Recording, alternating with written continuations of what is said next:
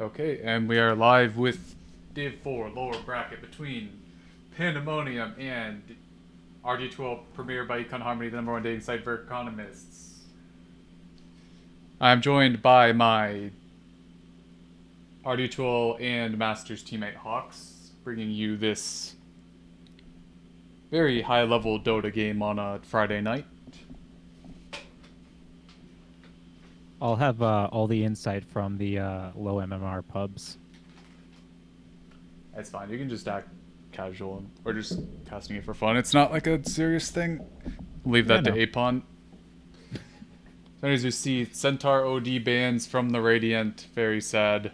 And we see Nyx Jug bans from the Dire, first pick Shadow Shaman, followed by an instant Clockwork pick.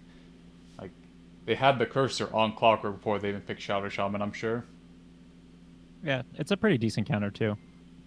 Because Shaman basically can't do anything with a Clockwork in the fight. I mean, I think Shaman is just a stronger hero right now than Clockwork. I think a lot of it just depends on the type of lineups you're running. I think Clockwork is a lot easier of a hero to play around. But Shaman has like a higher ceiling, I think, overall. Yeah. So they go with the Bat Rider. Could be a 3, could be a mid. I don't think it's a 5 here. Yeah, I think in terms of openers, I like the Shaman opener a little better. Brings you a lot of stun, some push, a lot of tower damage, some team fight. Let me pull up the Dota buffs real quick. See an Oracle coming out. Solid Bat Rider counter. You can always just use the False Promise, purge off that lasso. And also really good against Shadow Shaman too, just that single target disable.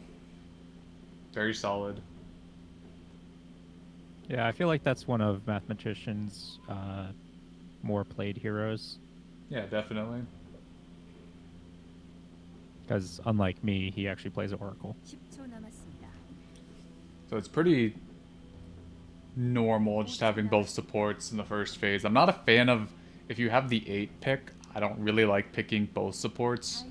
Just because you have the instant 3 bans, like they could have picked one of Harbinger's really strong heroes, because you already see the Bat Rider, but choosing to instead go for the Oracle, probably their support duo. On Dire, Shaman's at least going to be a support, and then we'll see about Bat Rider, whether he's a 2 or a 3 or maybe even a 4 here. So we see Storm, Monkey, Troll bans, so a carry, or 2 carries in a mid. We see PL, Slark, Alchemist bans, so lots of carries being banned out right now. Yeah, I think I wouldn't have minded seeing like a Legion pickup instead of the Oracle.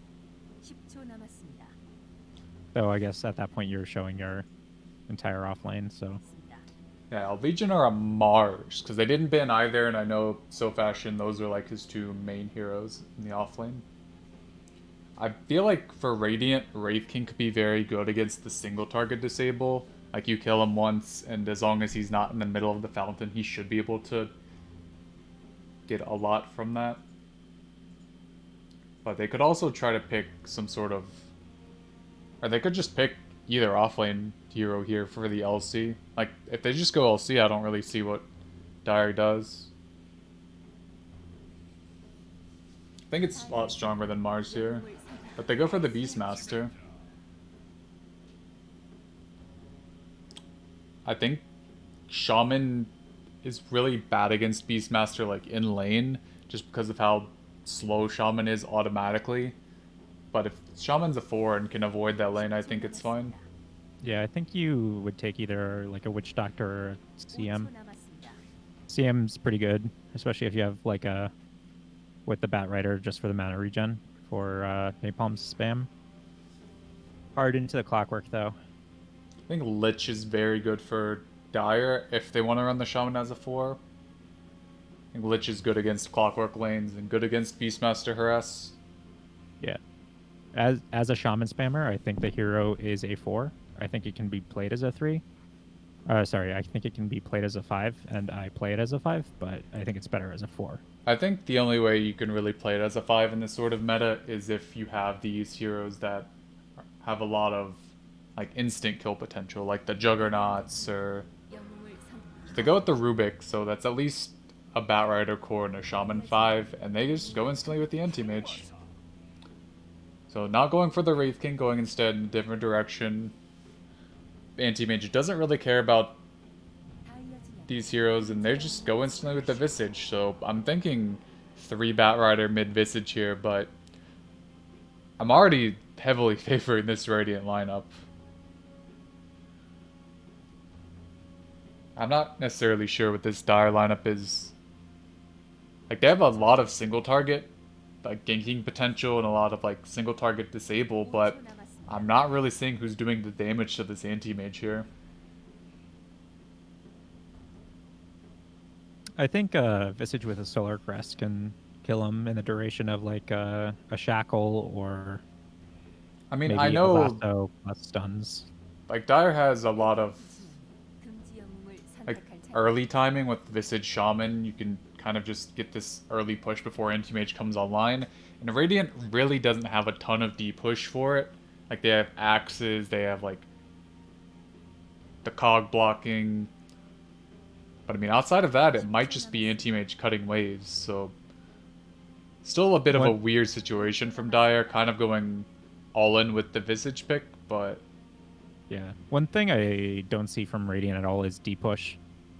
Yeah, it's like they have the axes and they have the cog blocks and that's it. Or Rocket Flare. But I mean, a like, max Rocket Flare eventually. but I think like if Dire just groups up and pushes towers, they're not going to be able to really stop it or slow it down much.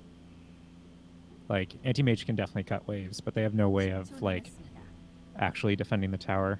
Yeah, I think for Radiant, I think a Lina pick would be very good if it's a good Lina game. Let me see what Snowstorm plays.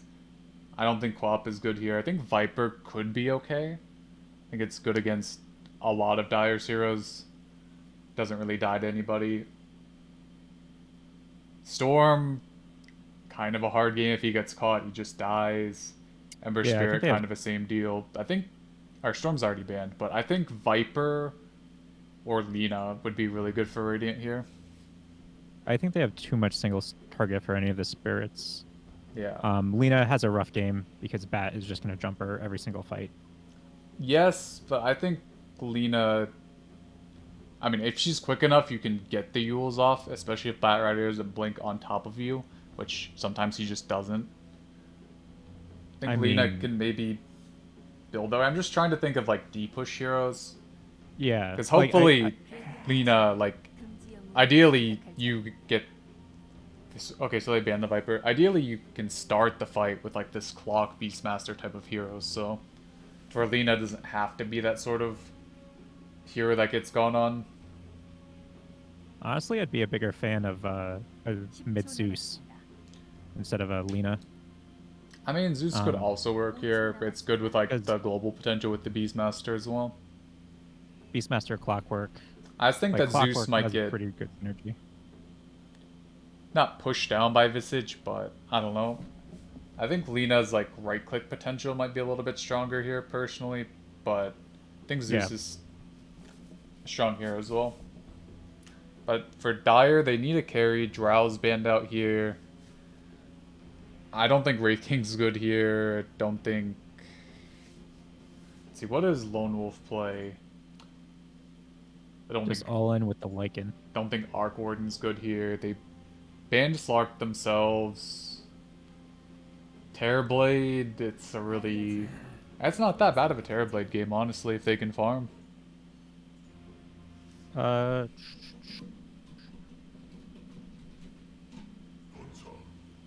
So they go with the Ursa.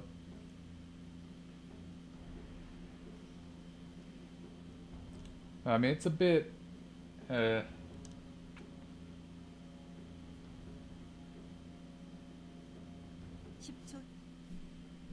So I think they have a lot of kill potential on the Clockwork early with the Ursa. They do not have as much kill potential on the Beastmaster because Clock just has to battery assault the Shaman to break shackles. not the biggest fan of the Ursa pick here. It can man fight pretty much anyone, which is nice, but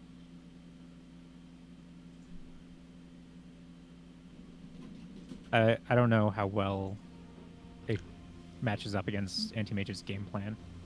I mean, this has to be like a Battle Fury Ursa, right? I would have actually maybe liked the Battle Fury type of Riki this game to hunt the Anti-Mage, because you can kill Anti-Mage in Smoke Cloud and force him to buy BKB, but Ursa I'm not really a fan of here, and they go for the Puck instead, so I don't really like the Puck pick that much personally, because if the Puck gets caught, the Puck is just going to die, but just don't get caught. Easy.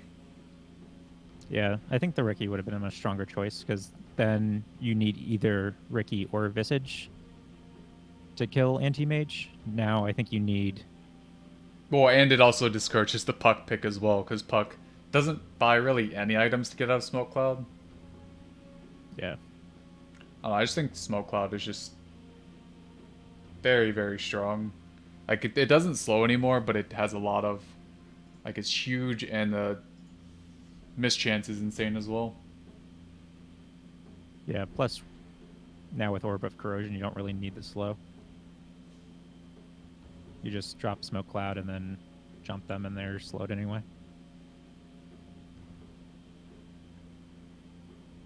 But the Puck does give them some AoE lockdown, which is nice.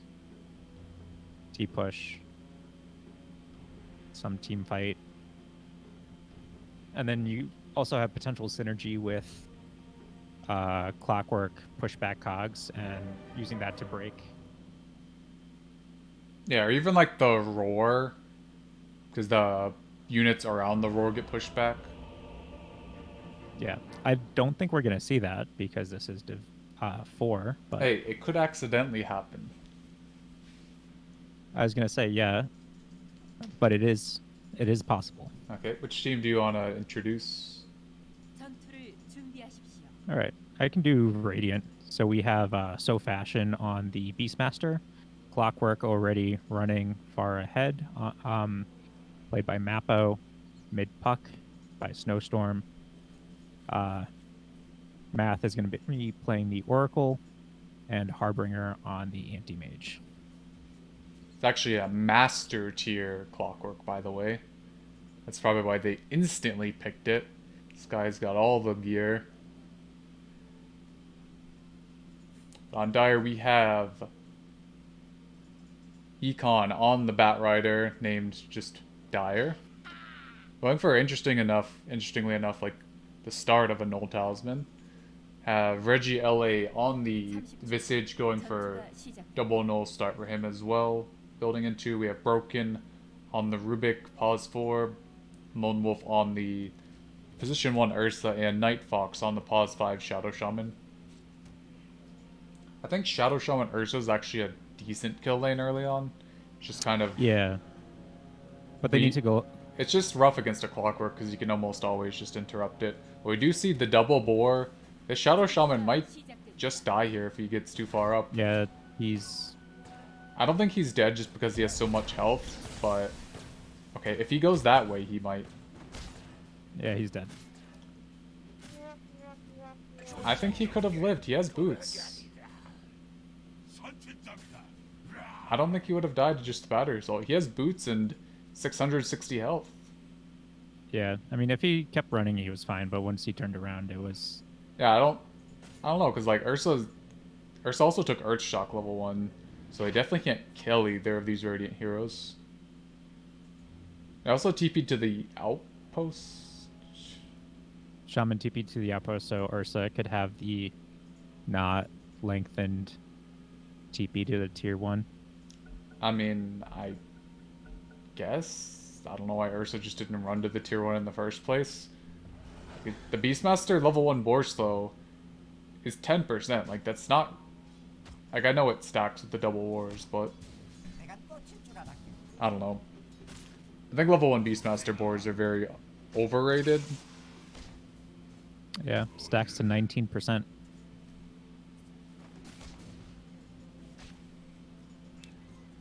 Like, this Shaman, if he had more mana regen, could just Ether Shock the boar and Ursa could like clap on it and it would almost just instantly die, but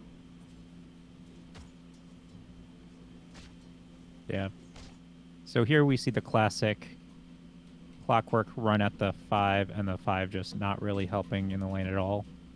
Which, if Ursa had Fury swipes, this lane would be going a hell of a lot better for him.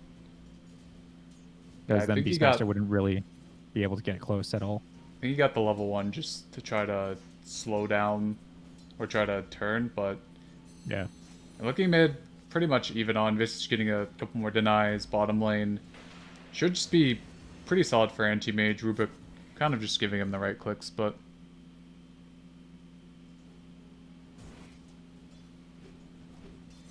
What is Oracle doing? Oh, stacking the easy camp. I mean, he got it. If you're Batrider, you can just farm that later on if you want, though.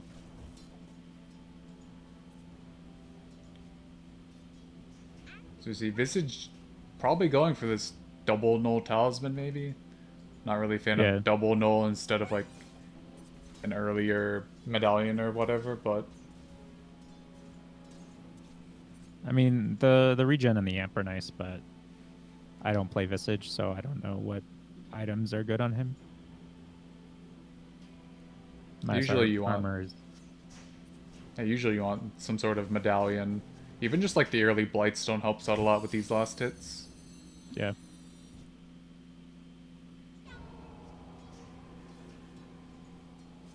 Either way, he and Puck are pretty much out of regen.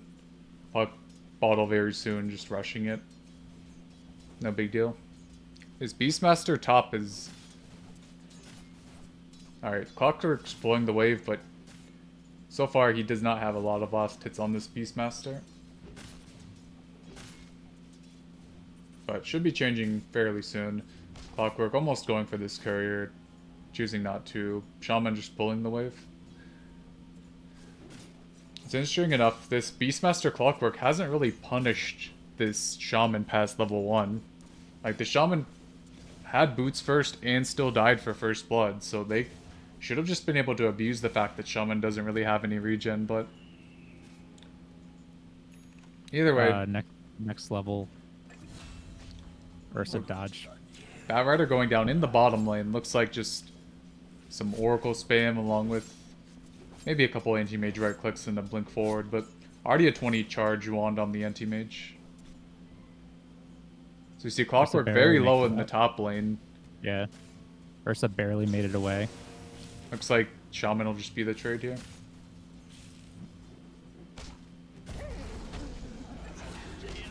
Shaman's still level 1, by the way. As Oracle goes down bottom, looks like he just got lifted.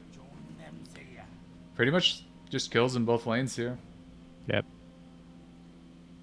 Yeah. They were really close to getting the Ursa as well. Puck DD rune. Visage just... I don't know why Visage has the soul assumption skill. You're against a Puck. If you ever get that off, then that's... The Puck should just... Dodge it. Like, the only way for Puck to get hit by that would probably some sort of accidental keyboard disconnect at this point. Like, it's such a... It's not a slow projectile, but it's very telegraphed. You see 5-minute runes coming out. Looks like Radiant should get at least 3. It's Harbinger Gordon Blink for the 3rd. Looks like he picks up his Ring of Health. They don't have a lift, so yeah, you'll just be able to pick this one up. As Shaman finally hits level 2. I think AM should have just TP'd back there, but he probably doesn't know. I mean, he saw the lift coming out. Yeah, he probably doesn't just have that intuitive sense of cooldown for the lift. Maybe.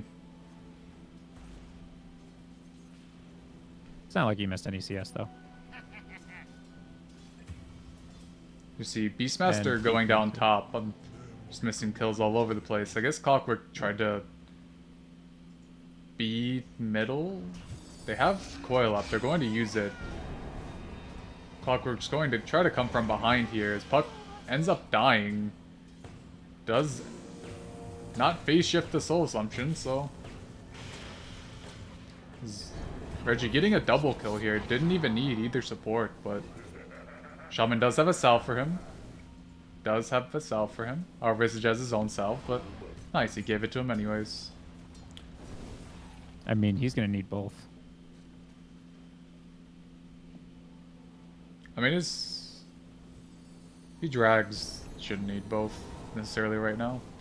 But very big dive from the puck. Like, he doesn't do a lot of damage once Orb is down.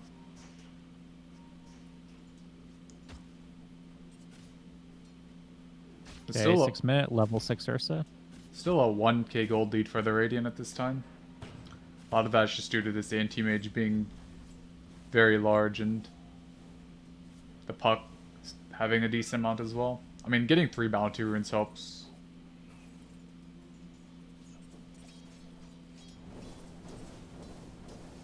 Visage still no medallion, choosing to go for the Ags next. I'm not really a fan personally, just the straight Ags rush. You just farm so fat. Okay. I don't know if you noticed that, but Visage was trying to attack the creep, ended up almost denying his own familiar. That's one thing I do on Lone Druid sometimes if I'm not careful. Like, once the bear gets past half health, you accidentally start right-clicking the bear. It's not a good time sometimes. As someone who doesn't micro well, I can't say I've ever had that problem. I'm going to pull in bear for this cast, that way I'll just cast on Discord as well. No, good. I don't want to... Oh my gosh. I just pulled the whole channel. I'm an idiot. Where am I going?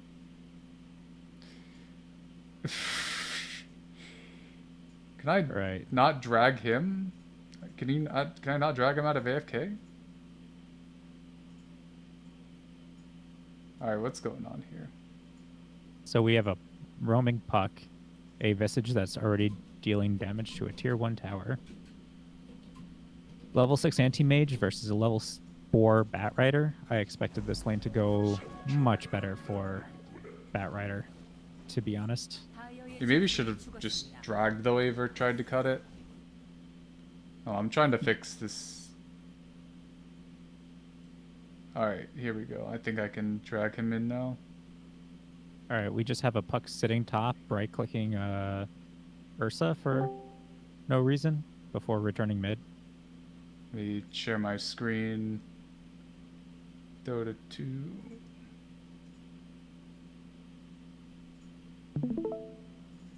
Okay, let's hope I don't get like just 20 frames from this.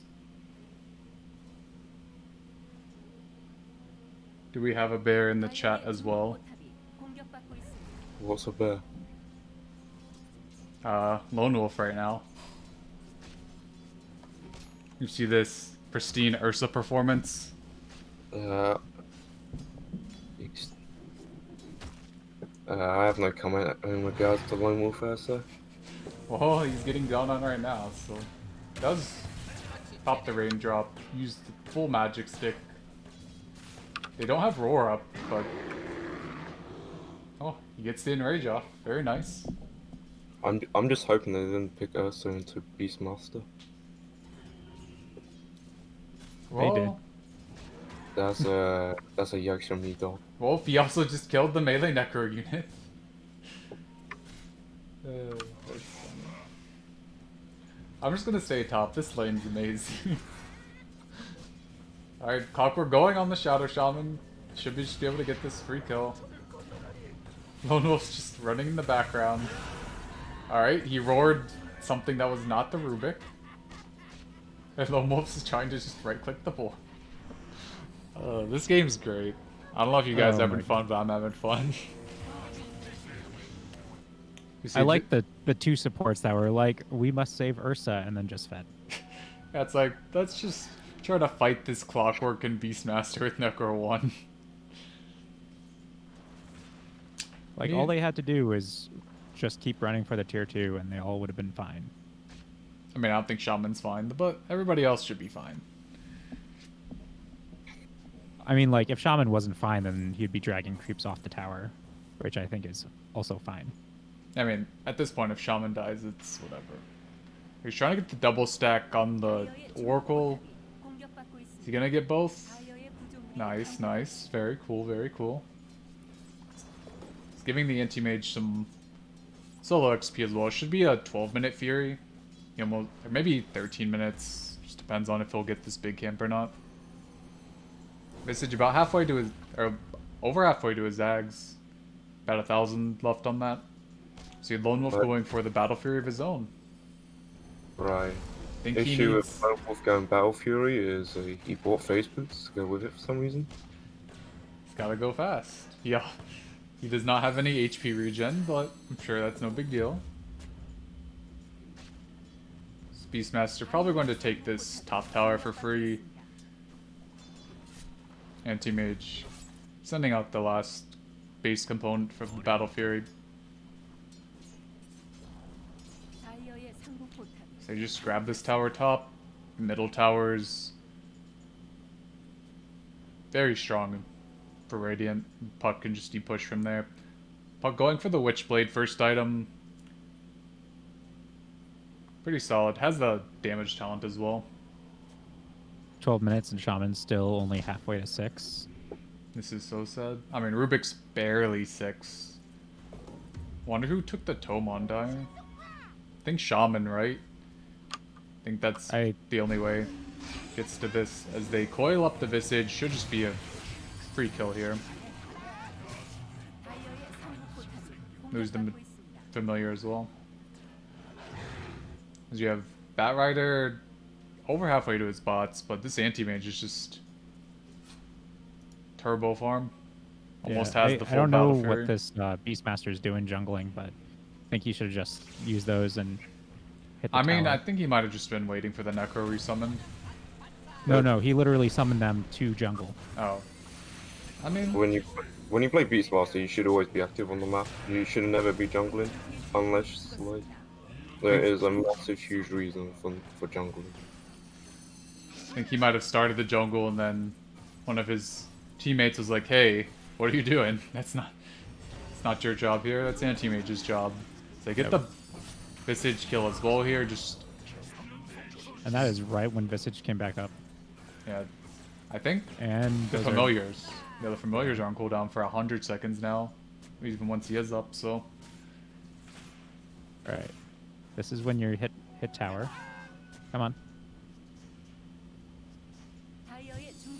he has the full Necro through on Beastmaster now as well. So we look at the net worth chart.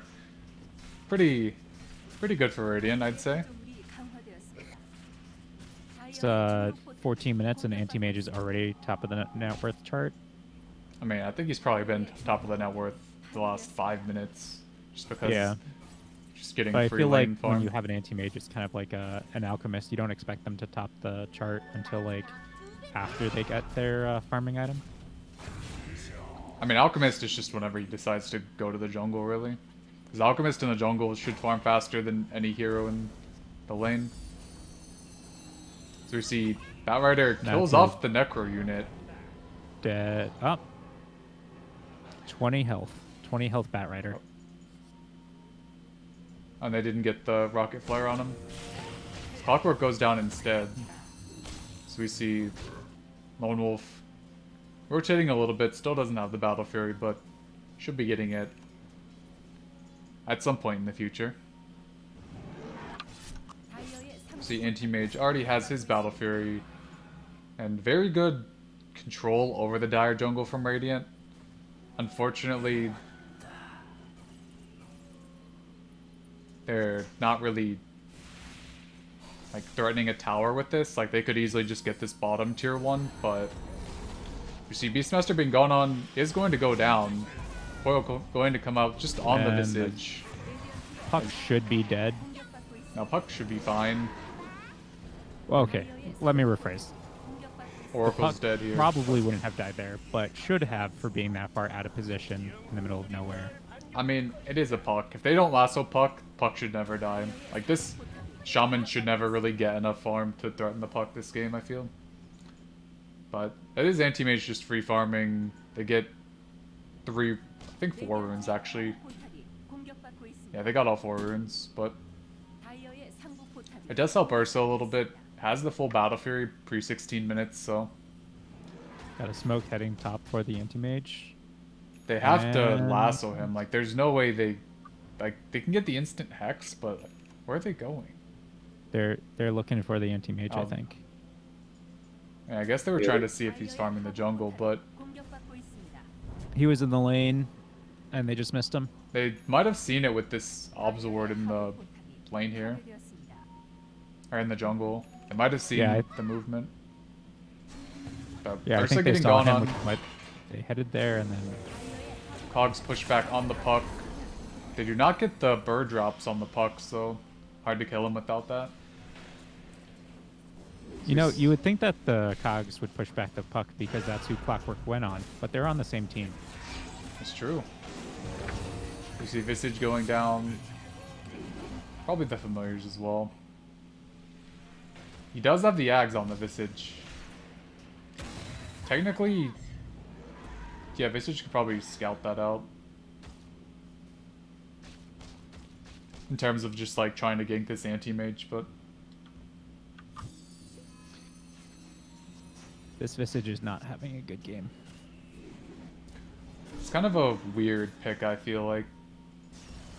They It's Okay. not a game whatsoever. They lasso the Oracle. That is the dead Oracle.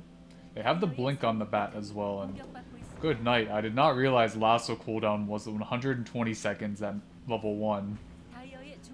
Didn't this spell used to be like 90, 75, 60 as its cooldown? Yes. Yeah, and then Good lord. there would always be a Bat Rider in pro games, so I mean, I'm sure there'll still be a Bat Rider in Chinese pro games, but oh, definitely. It's just that pulling a hero out of position is just so well, good. the thing about BKB China, piercing. yeah, the thing about China is that they're known for getting like these 20-minute BKBs, and so any hero that has this cancel, whether it's your Beastmaster or your Bat Rider, is just going to be very large. Speaking of Beastmaster, might be getting gone on here. Looking like he will go down. They do get the hook and the coil onto Visage. Visage going to be blown up here. Puck shackled up. Probably going to be going down, but no, they get the false promise off. As Ursa goes Good. in, is going to be disarmed, but Oracle should be going down. Okay, they do get the Yeah. sentry up, but meanwhile, just anti-mage doing anti-mage things. That was a Bat Rider knocking the puck out of the Serpent wards. Because puck was 100% ward trapped there. I mean, I don't know with the false promise if Puck dies, but would have at least taken a lot more damage and been on that cusp a lot Yeah. more.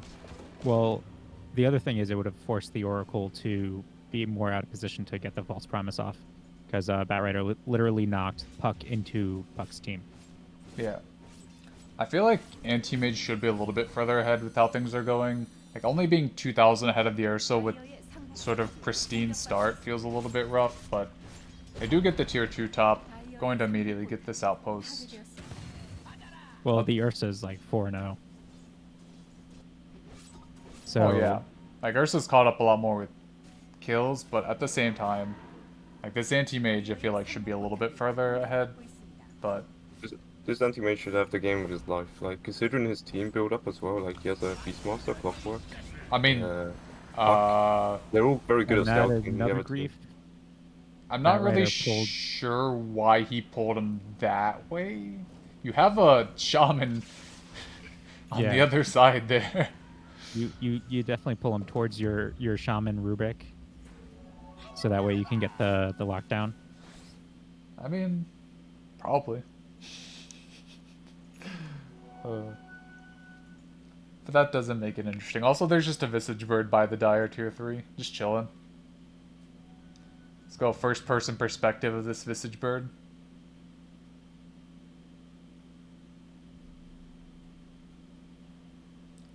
Just chilling. Yep. And now he's dead. Okay, I need to click on another unit to get out of the first person mode. But they're doing Roche on the Radiant. No big deal. Have the Necro 3, so pretty easy Roche. Anti-Mage gets the Aegis as well. Already halfway to the His basher at 21 minutes. That's a puck blink in. That should be a dead puck, That's but okay. The instant roar back, Visage is going invisible, just avoiding this. They did drop the wards for that as well. Kind of unfortunate. There's not really anything Dire can do this game except try to get those pickoffs, but cleaner. This game's really just on Radiant right now to throw. yeah, Ursa's the only one. I mean, we talked about how bad Radiant D push is. Dire D push really isn't that great either. Like, did you try to go in with the Ursa, but that is a Aegis AM. They do use the coil for some reason. But they can just throw anti-mage up the high ground. I'm not really sure what they're doing. But now you don't have roar or coil, so not really easy to do that. But they do smoke up from the Dire, trying to find any of these Radiant heroes. They have Blink Lasso. This anti-mage should die at least once. And now he gets pulled into the team. Okay, but they use the instant Hex, so they can't kill him. The only way they can kill him there with the second life is if they didn't use the Hex. Well, lift is also instant. Oh yeah. I don't feel like the lift would be a long enough disable to where they could combo it. It's only I mean, 1.6. like, you can do lift into shackles definitely, but yeah, that takes planning. I mean, his shackles isn't that high level right now, anyways. But they do get the clockwork. They do give up Ursa and Shaman for it. Ursa almost has his SNY. Shaman not really close to Glimmer Cape right now. So they do get the 3-man puck coil. Rubik breaks it, dies for it. So we see 2 heroes almost break it, but Visage just going down. Batrider does get the blink out. Should be fine. Just kind of an interesting Visage counter pick. I feel like when you pick anti-mage at 17, I don't really feel like... Yeah...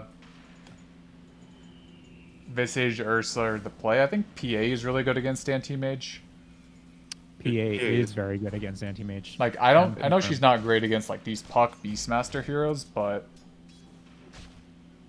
But they could have picked it like a mid and they carry this, like, makes the Beastmaster actually have to make a decision, you know? Who do I roll? The classic anti-doom strat have so many heroes that they need to doom that they can't doom them all. Yeah, exactly. I should probably move this stupid, like, overlay, because it's literally, like, on the net worth. There we go. Like, PA Ricky would have been, like, perfect for this game. Provided they weren't banned, of course. But... don't think Ricky was banned, and I don't think PA was banned. I know a lot of carries are banned, but don't think those were some of them. Yeah, neither were banned, because I was actually thinking the PA, but I figured the Beastmaster lane would have been a little too rough. It would have been rough, but I think you can quite easily recover. Especially if you have a mid laner that isn't like Visage, who tends to lose its lane all the time, and you want to catch up in the jungle when you play Visage. Because all you want to do is get to level 6 as quick as you can. And then you just hit jungle creeps until you get your first item. And you can push. I mean, it wasn't... I think... Can we take a moment to discuss how it's 25 minutes and anti-mage still has a tier 1 item? It depends what items he's got a choice of, isn't it? It's a nice tier 1 item, though, to be fair. Yeah. I think I mean, Puck's got the Vambrace, so Possessed Mask is pretty decent. There aren't really any items for him. The Grove Bow gives a lot of attack speed, but... I think I'd rather see the Grove Bow on the Puck for the increased magic damage, and then the Vambrace on the anti-mage for the stats. Yeah, probably. I think Riki might have been good for Dire. I know it's not good against Puck, but it's also good against Puck, like, directly. Like, I know Puck counters Riki, but Riki also counters Puck. Like, once Beastmaster gets Necro 3, it's a little bit rough, but I think Riki has enough armor to where it doesn't matter that much in lane. Also, it's the fact that you have a Beastmaster, so if your Batrider initiates, you can instantly jump on whoever as Ricky, silence the backline, and kill. Because you've pulled out that one hero that you might be annoyed by as a Ricky, so Puck for example, you can either kill the Puck, or you can go to the backline and end the Oracle, so the Oracle can't save, you know? Yeah, like Ricky is super good against Puck. And I feel like really good against Anti-Mage because he doesn't want to buy BKB. But they do get the scan off on the Radiant to see the dire smoke, so nothing going to come from that really. Yeah, no one was over there anyway. I mean, the Anti-Mage was for a bit, but once he saw the scan, he dipped immediately. Yeah. As Clockwork almost has his Halberd item, Beastmaster has the Necro, has the Blink. Puck has the full Ags now, so... Oh my god, is Clock just gonna sit here? Yeah, he's doing it. Waiting. I mean, could get a last hit with the Rocket Flare. Nice, nice, nice. Just there's a small camp on the other side of the river. Just hit that. Sorry, that requires moving. Who needs to Could be move when faster, you though. have global farming skill? They go on the Oracle here. They don't have vision though. They had the sentry up and big look by the Clockwork here. Grabbing both the Shaman and the Visage. They might get the Clockwork and the Oracle. I mean, they're losing Rack's top. They're losing a tier 3 bottom though. I think Oracle should have TP'd right away as soon as he popped it on himself. Forced them to either... Where is the rest of Dire going? Like, the Ursa TP'd top, and then it's like, they just kind of didn't go anywhere. Like, they tried to chase the Anti-Mage top, and then Ursa had to run all the way bottom to protect it. But, like, nobody came bottom, so they got that tier 3 as well. Just very disjointed. odd. Yeah. I mean, I don't think But, that wouldn't have been that good for Radiant at all if they would have been able to stop both those pushes in time. Like, if they wouldn't have lost this range Rex, like, yeah, if you lose the tier 3 top and the range, or the tier 3 bottom, the range Rex top, like, if you trade that for a couple of kills, that's not the worst for Dire at this point, honestly. Especially if, like, you get this Ursa a little bit closer to an item, or the Visage closer to an item.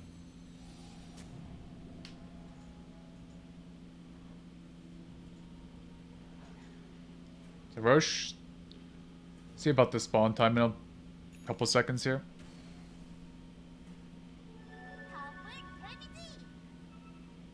Alright, so it's gonna be a fairly late Roche respawn. So Rubik has his Ether Lens. Batrider has Blink Force. It's just...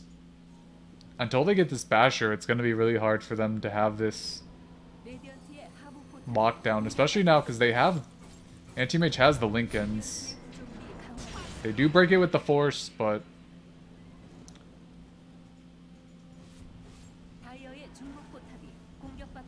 Alright, he used Lasso. I think it got counterspelled or something. He counterspell Lasso. Do both Lassos just break? Yeah. Yeah, I feel like that's what just happened there. A bit unfortunate. It's just hard to break this Lincoln's. Like, the Shaman or the Rubik kind of has to be the Lincoln's breaker. Because if you're Batrider, you can't really... You want to use the Force offensively, not to break a Lincoln's on Batrider. Like, the Force is to where you drag him into your Shaman. There's too much to Or do to, away like, from try the and win Shaman. this game. Oh As yeah, the case may be. this game is definitely not on Dire. This game is on Radiant. Like, did I have to, like, execute perfectly to get an anti-mage kill? I mean, if you're Dire at this point, like, the Puck is the big... Like, if you can blow up the Puck without Puck using anything, I feel like that's really big. Because, I mean, Beastmaster has BKB. It's going to be really hard to kill him. Like, just straight up. But Puck doesn't really have a defensive item at all. Yeah, you want to kill Puck or the... Well, you want to get Oracle, to be honest. Oh yeah, The you want to Oracle blow is up bigger. Oracle immediately, but I feel like... As far as core kills go, the Puck's definitely the top of the priority list. Yeah. You How want do you your feel Visage about to go on the- your Oracle, and then... Go ahead. I was gonna say, how do you feel about the Titan Sliver on the Beastmaster instead of the Anti-Mage? I mean, I don't know if he just likes the Mindbreaker attack speed or what, but like the Beastmaster might have to be more of a frontliner right now. Yeah, it's not too bad to be honest, because like the anti-mage gets an instant silence on these, so you can just silence whoever he jumps in for a couple of seconds. Yeah, I feel like that should be the puck though. With that, 'cause the puck should be the ones hunting and killing. Dyer's just For the getting game. like it's just they run top, they push bottom, they go bottom to run, they push top. Like it's Is all that mobility, and Dire doesn't have the best ways to knock down heroes. yeah, pretty much. Especially when you have the Oracle beatbacks matchup.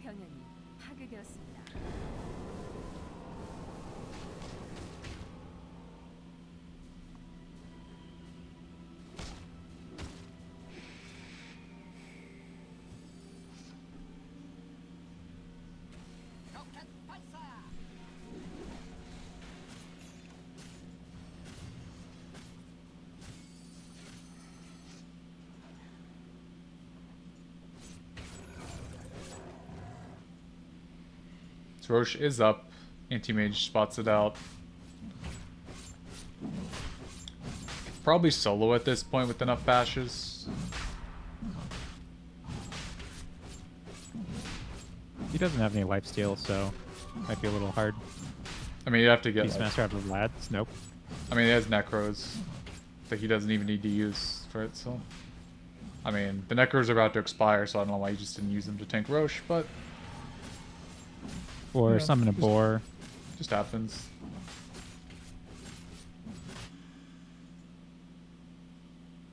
Don't worry though. Anti-mage has a healing salve. Nice, nice. I think that's like one of those carry maneuvers where you just like buy a salve and a couple clarities out of habit. But they do get the puck. They were able to lasso the puck and use some hex. So puck down for 60, that's at least a minute out of Aegis that Radiant can't really do much. And Anti-mage has already taken the top set of racks, so there's no reason for him to play around up there anymore. I mean, if you're Radiant here, you just shove in middle, shove in bottom, maybe poke at this bottom melee racks, but... Yeah. I mean, Puck has But now bots. Dyer's job gets easier, because now they have to only defend 2 sets of racks that are much closer. I mean, yeah, but this top wave is just going to push in, though, as well. Yeah. The big brain play, though, is to lose all of your racks, so then you only have to defend one building, and that is the Ancient. That's true. Can't get split pushed if you're only defending Ancient. And also, the enemy team can't farm lane creeps if all their lane creeps are pushing into the other team's base.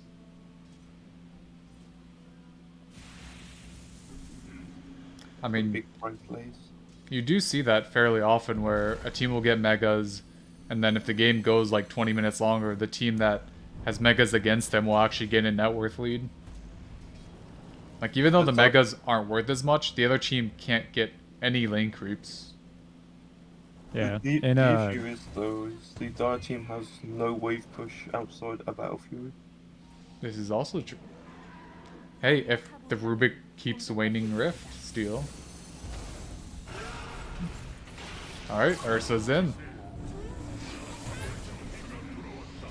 You see, they do get the shackle on the anti-mage. I still don't think that is your shackle target, but yeah, Puck especially gets because we have leashed in the Aegis. counter coil, does get the And- Oracle ulted on him. Beastmaster uses the cheese. Oracle getting very low as well. Aegis popping on the anti-mage. Clockwork very low as well. Anti-mage blinking in is going to finish off the Shadow Shaman. Clockwork going up. Probably going to get finished off as well. Ursa gets the bash off on the anti-mage. My game is freezing. Dieback Okay. on Ursa. Ursa dieback in Shadow Shaman buyback here. They do get the Orchid on the anti-mage. Is fine, has the Manta, not going to go down at all. As Beastmaster is someone just jumps in. kind of in the middle. Doesn't have Roar. Is just going to go down. Puck not going to get stunned up here. They have the instant lift, but choosing not to use it. So overall, they used Aegis Cheese on Radiant and they got the Ursa die back, but not much more. Yeah, that was just a sloppy fight. I mean, if you're On both Puck, sides. you can't let the Rubik get coil. Like, I know it's easier said than done, but you have to like coil and then instantly jaunt. Or rift, I should say, not jaunt. I mean, they're still going to get this melee racks just because Anti-Mage is a lot larger than anybody else, but... I mean, this is what Panda does. They say, screw your buildings, I'm killing heroes.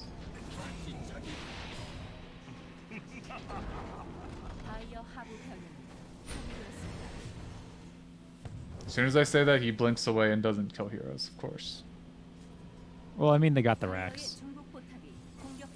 Yeah, I guess. And he had killed the Batrider. I mean, it's just a 6-slotted anti-mage at 37 minutes.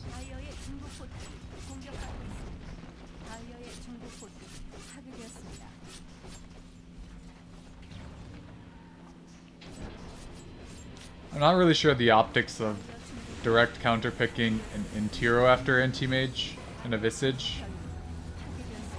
Yeah, it's slightly questionable. I don't think Visage is great even. I mean, there might be a game where they can just push down this Radiant lineup, but I feel like the Ursa timing and the Visage timing are just two completely separate timings, though. Especially, Yeah. it is when you go Battlefield and Ursa, so like... I mean, if you don't go Battlefield on Ursa nowadays, I just don't feel like you do anything. That is Yeah. also true. It, like... I guess they could have sort of like matched their timings if they... But the issue is the lanes were so bad, like... Because you have... Batrider, Rubik against an anti-mage. That's not gonna go in well, let's be honest. And then you have an Ursa Shaman into a Clockwork Beastmaster. Your Shaman's gonna be should be eaten alive. But that's weird. Alright, now I can stop sharing my screen. Very cool. I'm gonna go get some water. I'll be back during the draft. Yeah, same.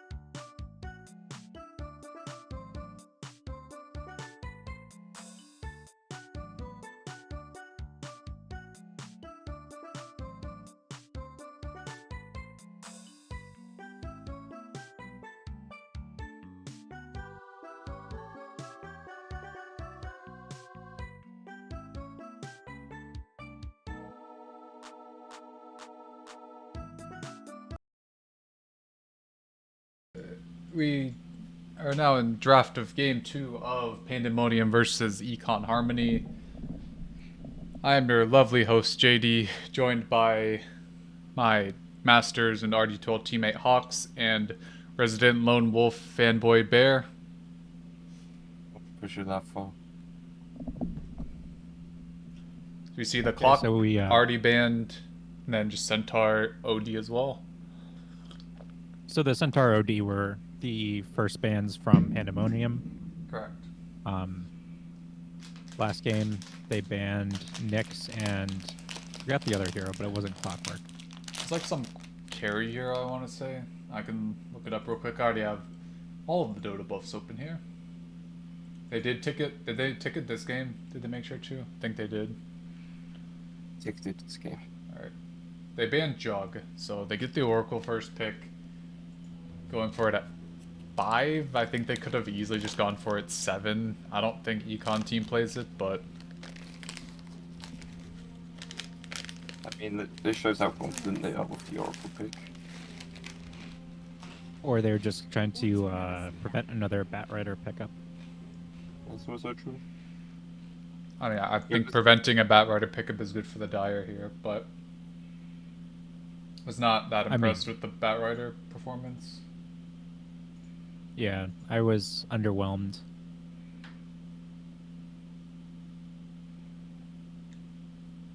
I mean, Mathematician Oracle, very solid. We lost to him when he played Oracle. So, 100% win rate against our team with it at least. They're thinking pretty heavily about this first pick. They go for the Witch Doctor. Classic kill support. Not as strong as Shadow Shaman like for pushing or for control, but can chunk down these tanky heroes. Also prevents a Beastmaster pick as well. Also, it's a much better 5 hero. I still don't think the Shaman's a 5, and that last game I think demonstrated pretty well why. Because without items, Shaman doesn't really contribute too much. Offlane Just dies too fast. A lot of offlane heroes punish lack of mobility as well. See Morana coming out. Probably will be the map 04, but very flexible hero. Yeah, as I've been saying for the past, I don't know, month, Morana is a very strong first phase. You can play at 4, you can play at 3, you can play at 2. If you're CLT, you can play at 1. Excuse me, we're on a stream, sir. Don't reveal strategies. Yeah, Morana hero is like very flexible. If you play EU pubs, it also gets played as a 5. That's elite. Can't wait for the US Danny Pause 5 Morana. Hey, we brought out the position 5 US Danny OD. A powerful combination. Just update this Tidehunter. up here.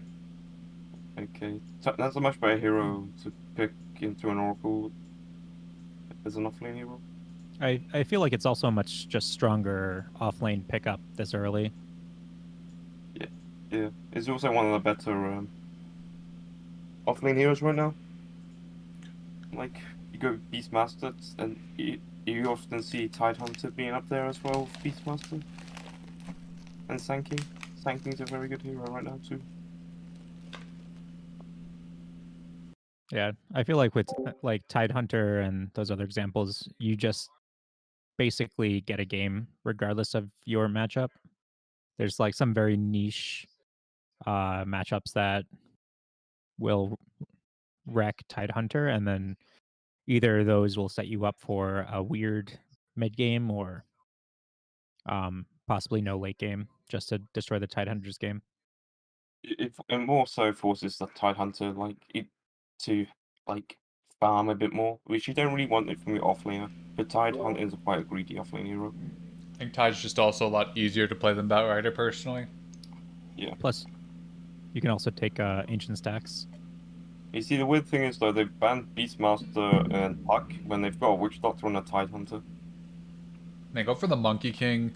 Probably a flex here at this point. I feel like you could just pick your 4 here.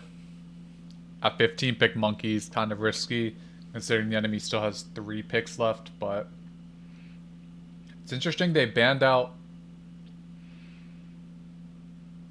Yeah, they banned out the Beastmaster with the Tide Witch Doctor, which I feel like are 2 very good heroes against it.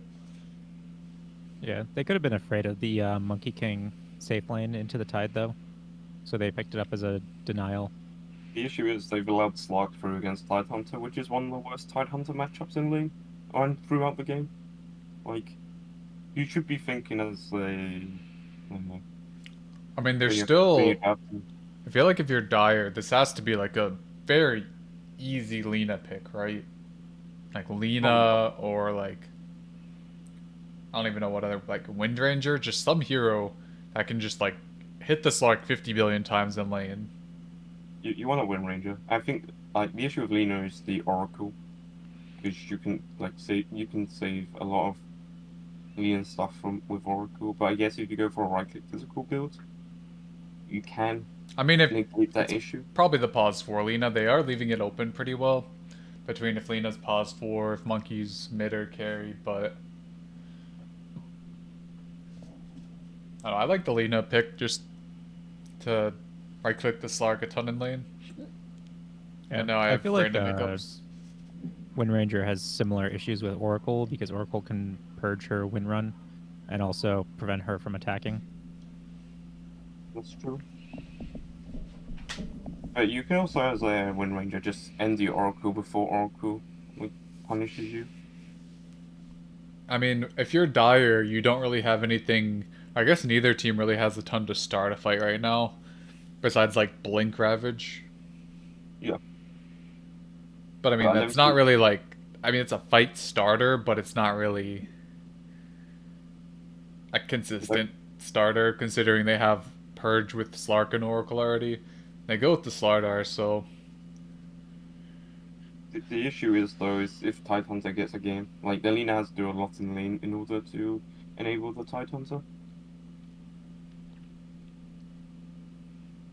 Unless you're gonna put Tidehunter into a Slardar and you're gonna put like something like a Monkey King or a different carry hero into a Slark Oracle lane.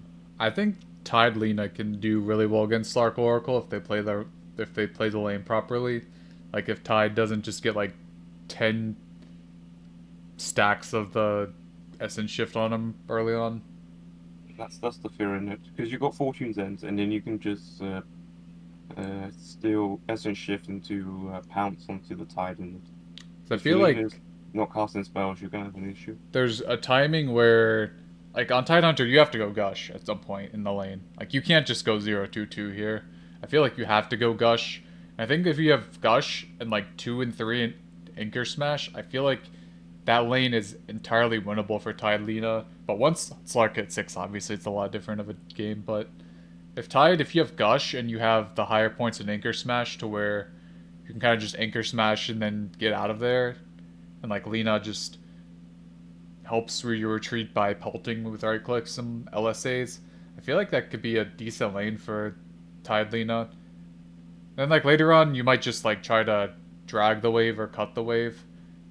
Because Slark doesn't really want to last under his tower that much. Yeah, And not I feel until like he's they level can. 6. I mean, once feel Slark's like level 6, the lane's just over, but... Yeah, I feel like if the Oracle gets out of position, the Lena is particularly good at punishing, especially with a slow from Tide. Yeah, I mean, they can kill the Oracle with Gush, LSA, and some Lena right clicks, but it'll be interesting to see if he gets the Gush. I think he really needs it this game, but we'll see. I think he goes for it at level 2. I think you go Anchor Smash into Gush, and then Anchor Smash into the I mean, do you Shell. consider going Gush level 1 to try to get, like, the range creep blast hit? I mean, you have a Lena for that. Yeah, you can just utilize the lean. If I the mean- slug goes for it, you stun him, and you can Anchor Smash and just hit him a few times. He's not gonna like it. You see Storm Clinks banned out from Radiant, Viper banned out from the Dire, so... Dire has the last pick. Be interesting to see what they choose to go for. They banned out the TA as well. Let me pull up the Snowstorm. Dota buff here. Think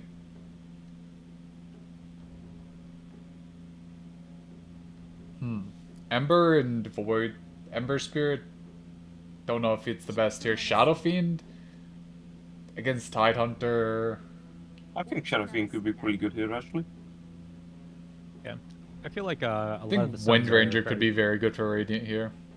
Yeah. I go for Dusa. I'm not a fan of Slark Dusa lineup, honestly, but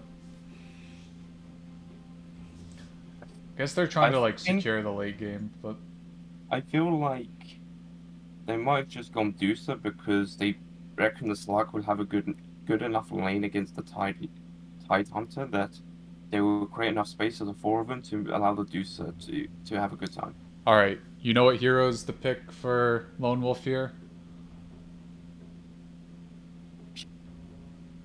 Arc Warden. Let's go. How is the it Monkey is- King into Slardar? It's I think it's 50-50. It yeah, it's depends very how player dependent. I think Monkey Witch Doctor can kill Slardar, definitely, but it just depends. it depends how much brilliantly Slardar and Mirana does in the first 3 levels. Monkey King is not very good until he gets a second point in Jingu Mastery usually. I think So if you're Dire, you Slardar, can pick Mirana. Sniper, you can pick Arc, you can pick Zeus. Zeus is very good against pretty much all of Radiant's lineup. I think Zeus, yeah. Terrible. Terribly. Alright, who's mid? Is it Monkey mid? I think it'd be Monkey. Yeah, I don't like Terrorblade here. It's okay against the Slardar lane, but I don't know. Like, Radiant, Also decent against Dusa late game. I mean, I don't know. I think Monkey was enough against Dusa just because, like, you can't kill Monkey in his ult as Dusa, really. And you're just getting pounded by soldiers eventually, but I don't know. I feel like it's the same theory as the Slark in that you reckon your Monkey King's going to do well enough against the Slardar, you can create space for your Terrorblade. Yeah, but I mean, it's Monkey against Dusa. Oh yeah, Monkey against Dusa, but you know, you get what I mean. I reckon the Monkey King will be able to create enough space against the Dusa. I mean, I like In the the Dire lane lineup against a Dusa. lot more than I did for their last game, at least.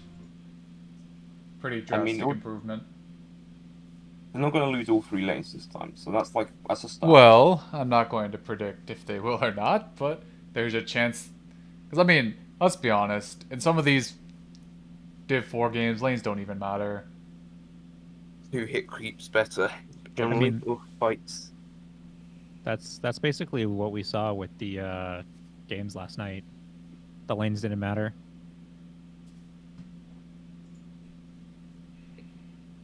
Because the other team was just given so much space that they just caught back up.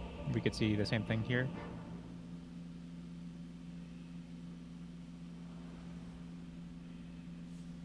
Alright, Bear, do you want to introduce the team, or...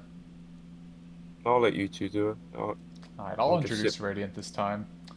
We have Math Magician on the signature Oracle hero. We have Harbinger on the Slark, already starting with that Orb of Venom.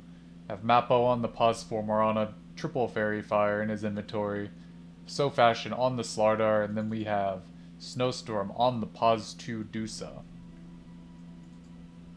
So we have Broken on the Lena, Reggie LA on the Monkey King, Tidehunter is going to be Econ. We have Night Fox on the Witch Doctor, and Lone Wolf on the Terrorblade. It's a very interesting Witch Doctor starting build. Normally you don't see double Circlet on a Pause 5. I am not a fan. The lack of tangos is very concerning. I mean, I'm sure he'll just try to get like the heal early on to mitigate, but it's just kind of a weird build. I know he started boots on Shaman 5 last game, but But the thing is, though, he hasn't gone for the heal. He's already skilled his.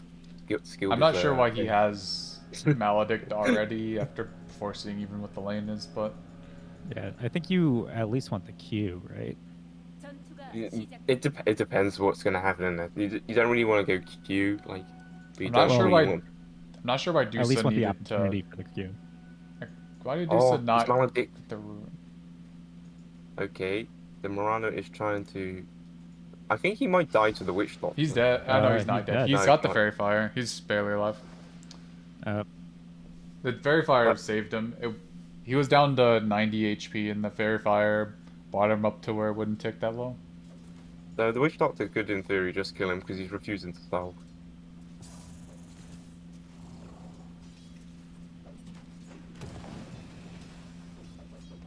Not sure how much I like this mid monkey that much against Dusa, personally.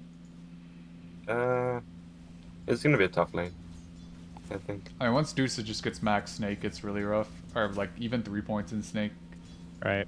I think it's a kill for First top. blood. Yeah, Maledict. Wow, I missed that a little bit. Just, you gotta be careful with that first meta, especially if you're on the other team. My favorite part was the start up hanging the Witch Doctor.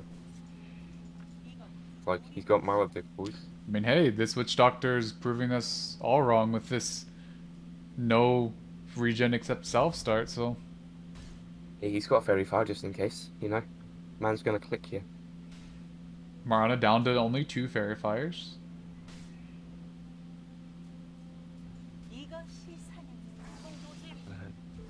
I'm intrigued in what the Tide Hunter's gonna go for his second item. Or second skill point. Has to be Gush, right? He has to be Please. good. Please, for the love of all that is good and holy. Also, he's getting a Soul Ring, which I'm not really a fan of. I don't mind Soul Ring on Tide Hunter, but I wouldn't go for it this Unironically, early. I hate Double Bracer, but this is a Double Bracer game if you're this Tide Hunter. Like, you need the regen, you need the damage, you need the stats. Alright, he has Gush. Very cool, very cool. Yep. As you I see, feel like this, Witch Doctor goes Monkey down, Slardar should be fine.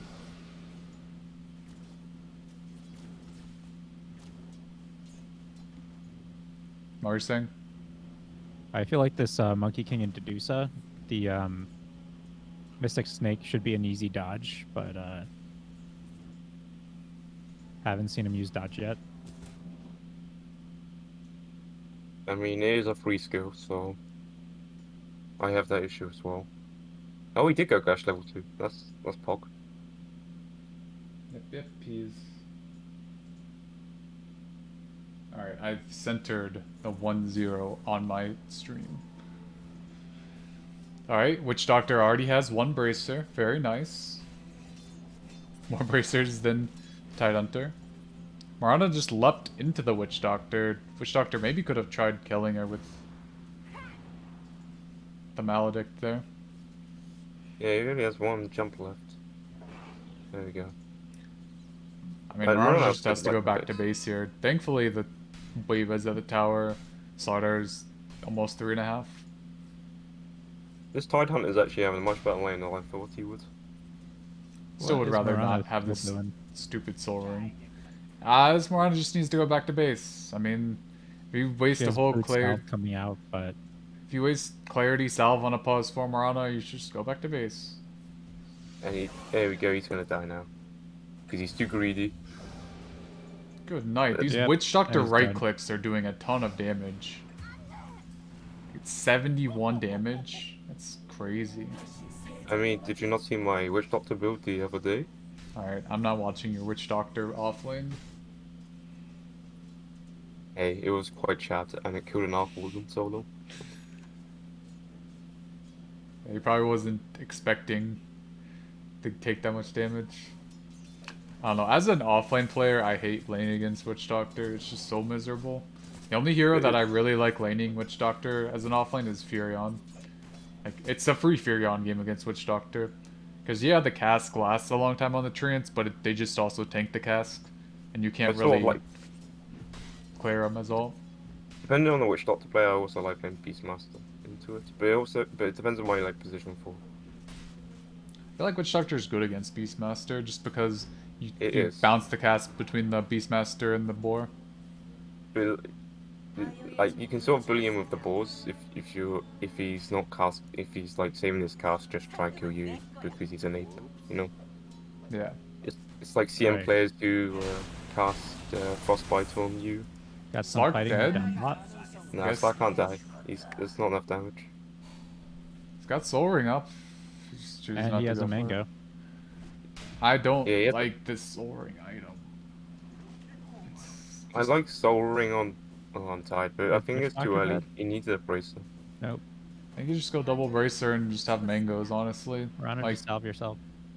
there's not any, like, you're not using up a ton of mana before, like, I know Gush, Anchor Smash, sure, but if you have double bracer and triple mango, that's a ton of regen and a ton of burst mana, so. It's more of the like when you get to level 6, you can just Soul Ring into Instant Ravage. Okay, Deuce is 6, so Monkey King can't be in This lane Witch anymore. Doctor is making a lot of space. Oh Might be my dead here, God. but yeah, he got the Marana at least, so it's fine for Terrorblade. He's just free farming. I say free farming, and Terrorblade has 24 last hits, but you know, it's But he something. does have 11 denies. And I just saw Lone Wolf miss 2 last hits. Hey, he only has 90 damage and I fast know. auto attacks. Hey, he's too used to using meta. You know? I just watched Monkey King jump into a tree rather than dodge snake up, and he just dodged a right click instead. Nice, nice, very cool. I mean, Yeah. this Deuce is not farming as much as I would like. The Monkey King actually has more last hits than the Deuce, Yeah, though. and Deuce's getting like a decent amount of just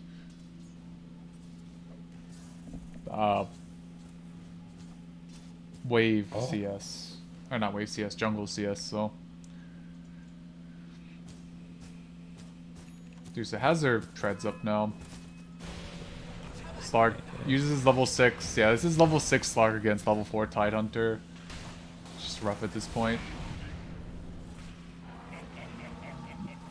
Alright, Slark gets disarmed. Dies for it. Almost dies Nope. for Oh my it. God. Lena has a Why mango is this Lena whole not not time. using mango? Very unfortunate. Why would you buy a mango and not use it? Also, Monkey King strand bottom and then ran right back. Also, there's still the 2 bounty runes at 8 minutes, by the way. I'm too used to like pub games that everybody should run into their bounty runes. Okay, that is a Monkey King ult for who knows why. This game is a. He has Monkey King ult at level 7, by the way.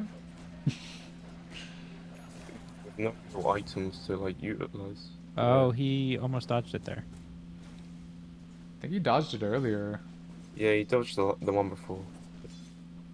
I mean, it's a small window. It's 0.2, so.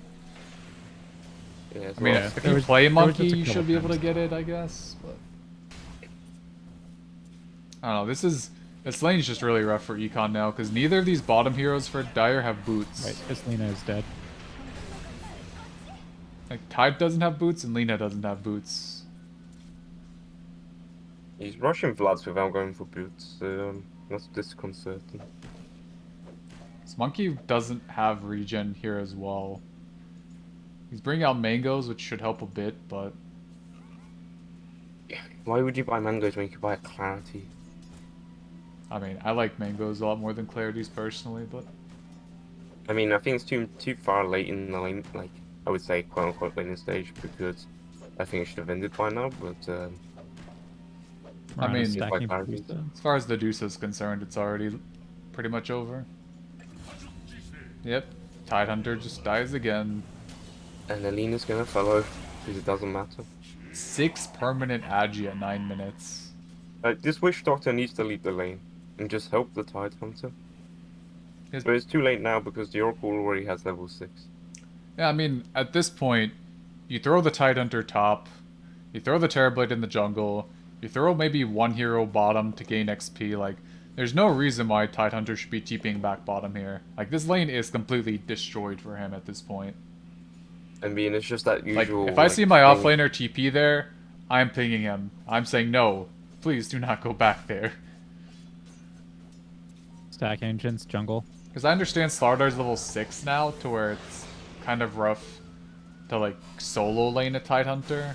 But at the same time, like, you're not getting anything here at all.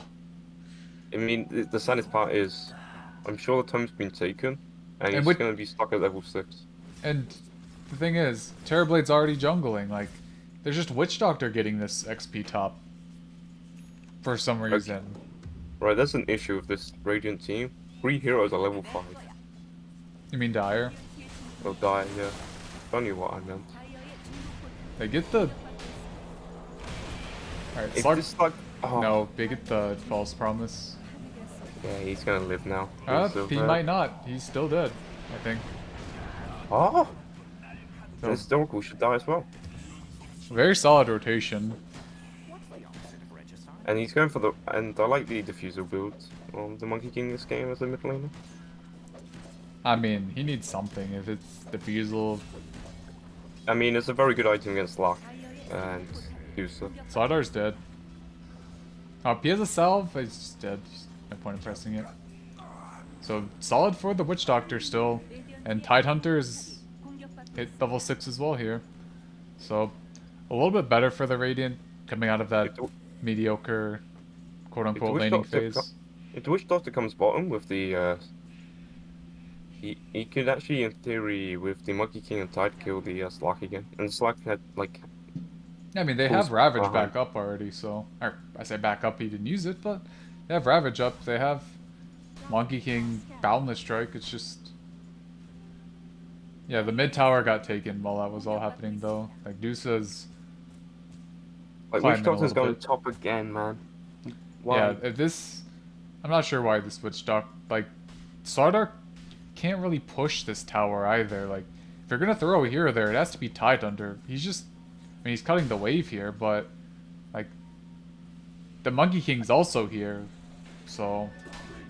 I mean, I don't mind Tide being bottom because he has Ravage still. But the Witch Doctor, it's 12 minutes in the game, you're the position 5. You shouldn't still be running top all the time. Like, you should be making space for your Terrorblade and helping your Monkey King, who's your most powerful hero. The Maledict missed. And that's a Boundless Strike missed. There are 0 heroes in the middle lane. Alright, there finally is one Terrorblade illusion. I mean, for how well the early game went for Terrorblade, and for him not dying, he's pretty far behind, I think. Not as far behind as the Tidehunter, but... I mean, at least he has a... Has he got a Yasha coming out now? He has got a Yasha coming out. That's a good start. Yeah. Solid for farming, but they do use the Laguna, are able to kill the Oracle here, as Slark shouldn't really be in this lane either, as they get the kill, or they get both kills top. So Monkey King definitely making these good rotations here.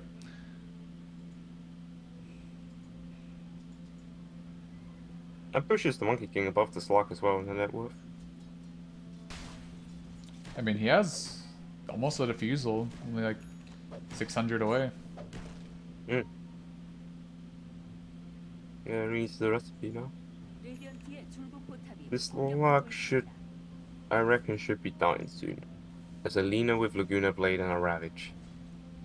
Like, if you communicate with each other, you should be able to stun lock him into Laguna and you should die. I mean, I hate how both these teams have been playing the side lanes this game. It's like, if your carry's still, like, I don't know, this Slark is just... I understand he just wants to play in the safe lane. I understand the Deuce is farming up the woods, but... Like... Just play with your Slardar. That's what you have to do. I mean, Slardar has blinked now, so that's his go time, but... I don't know. Every time I watch these 3K games, or I play them sometimes, it's just really funny watching this laning phase be like 14 to 16 minutes long. I mean, it's gone to 14 minutes, and the Witch Doctor's finally arrived. Nice, so they can take a tower. This has signaled the end of the laning phase, gentlemen. We've done it. It's taken, what, 6 minutes longer than I hoped for, but we have finally reached the... Hey, I at least give them till the 10-minute bounty rune. Fair enough.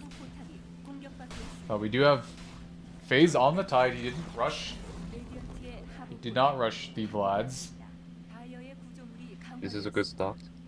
Tide is only that was a good arrow. Tide is only 2,000 gold behind the Slark now. Monkey King has a diffusal blade now, so this is good. Oh, Big cast coming out from the Witch Doctor. oh, this is gonna be good. This is gonna be good. Slark's still not dead though. So He should die. Maybe. no, he is Nah. No, he's passive regenerating regen. too fast. The only So way the they hell could else have, He would have died. the only way they kill him there is if they can make sure he doesn't get the Shadow Dance off, which is rough, because the Ravage was instantly purged. So was the Yeah. Boundless. Yeah. I mean, they did get the Slardar. They do have the Diffusal on the Monkey, so they can kind of group up here. They have meta, almost a full Actually- meta. Actually, what Lone Wolf is doing, he's pushing the lane with his team, even though they have no spells, because they use it right now. Very good Boundless Strike, as Slark is still This just block should kind of... die. He has no. Yeah, they got... Shadow Dance. They have the Gush! Gush! Use Gush! Gosh! Gosh! Oh no, he God. almost died for it. Marana's dead here, but... Alright, Lone Wolf almost dies to the tower because he... He's dead. Sundered. Oh! Oh, was that the Doctor. 16% evasion? Yeah, the 60% evasion just saved the Lone Wolf from I dying. mean, I don't think he dies there still, because he has He 28 was on armor. 40. He has 40 HP and the tower does 172. He dies. I think he might have been a little bit out of the range. 'Cause, I mean, he only takes 37% of physical damage. Yeah, so that's what? He has 105? 60. So if he takes Out of 37%, 140. it takes about 70 to 80, doesn't he? So he would have died if he didn't proc. The I didn't see 107, exactly what 61. HP he was at when he was getting hit. But either way, fortunately, he does not die. Start arrowing creeps. Sorry, Marana needs bottle. Please understand. He has got bottle. He's trying to get to his Yules. It's very important. All right, to where's the Falcon Blade? No Falcon Blades on either team. I'm very disappointed. that item is way too good right now. No Falcon Actually, Blade on like Dusa. the I'm sad. Falcon Blade Marana. I mean, I don't think on pause 4 it's the play, but I meant on my mid. I mean, I got Falcon Blade on like every other mid hero.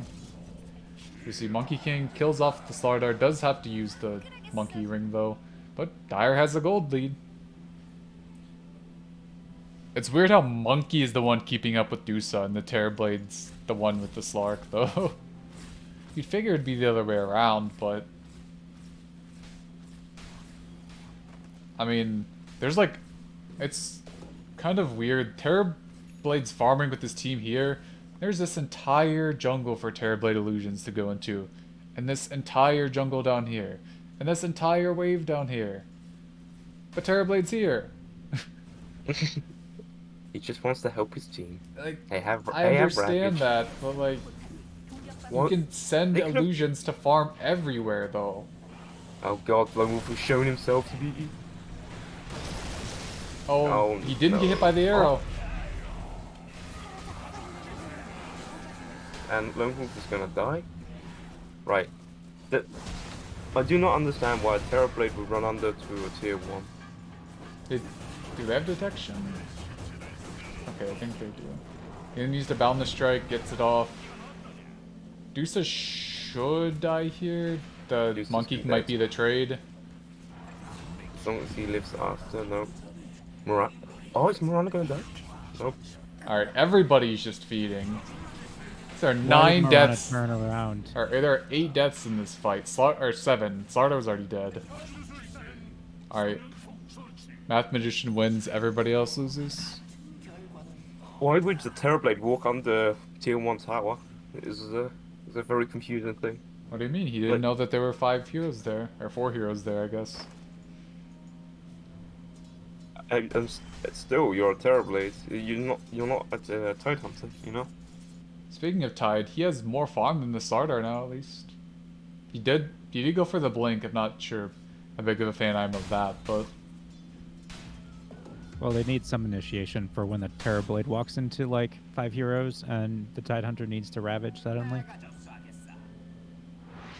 I mean, You have to say stupidity. I don't know. Just such a Classic. expensive item for Tide nowadays. Especially because there's like so much that can just interrupt Ravage as long as they're ready for it.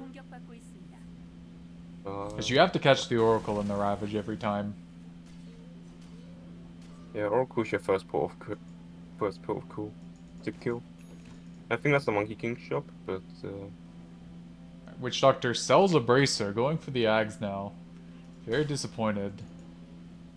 Monkey King, I mean, he about does need his 500 gold tags, so...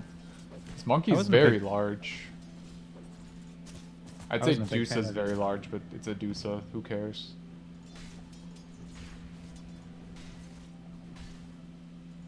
Right, Thought why is the Lone Wolf not hitting creeps?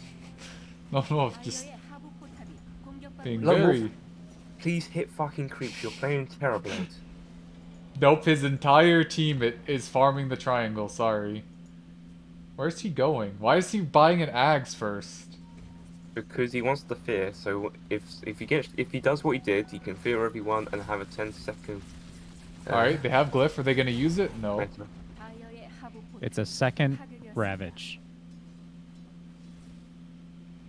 Yeah, exactly. It's a second Ravage, you know. Just watch him with Conjure Image off cooldown for like 20 seconds. Are they gonna smoke? Is this what they're playing? Maybe. Oh, They used your it. Terrorblade only has a Manta and a point booster. But I'm sure it'll be fine. Oh. I mean, it worked. It worked. Strategy of using Ravage instantly as soon as you see someone is working. So have They your can time take of tier no 2 here, detection. right? They have to take it. Like, Yeah. Yeah, Dusa can't take the tier 2 top, but... If They she don't have a has to- wave, but... They have meta for half up. I think you just, he needed the Monkey King ult before that. Got hit by that. A lot of... Oh, I mean... He's still living. They get the Use Sunder your off as well, reflection wow. against the Deuce. That's a white. That actually went a lot better than it should have. I think he got the Monkey Ags in right before the fight, too. Yeah. So he just had the soldiers pelting the Dusa as well. And they keep Alright. pushing now. Even without Manta. Witch Swallow Doctor also coming had a much better word placement that game. They actually put it in the middle of the fight. Wow, this instead Orb on of the Corrosion item is very broken. Just allowing people to go up high ground whenever they want, SMH. It's like a Blightstone in it, basically. It's just a glorified Blightstone. But it stacks with Blightstone. It doesn't. That's true. Yeah, it does. It No, does. it doesn't. It says it gives both debuffs, but as long as the Orb of Corrosion debuff is on something, Blightstone doesn't do anything. I didn't see the melee tower, but it showed both debuffs of the Blightstone and the Yeah, it'll show both debuffs, but it'll just be -3. what an But- interaction. But when the Orb of Corrosion debuff ends, the Blightstone will go into effect because it lasts longer. Right, so the Radiant has smoked and they're hunting for Monkey King. Yeah, it doesn't stack with Blight, unfortunately. And Blight also doesn't stack with Deso nowadays. That's a very quiet change that they've made. Yeah, it was like Lo- just recently.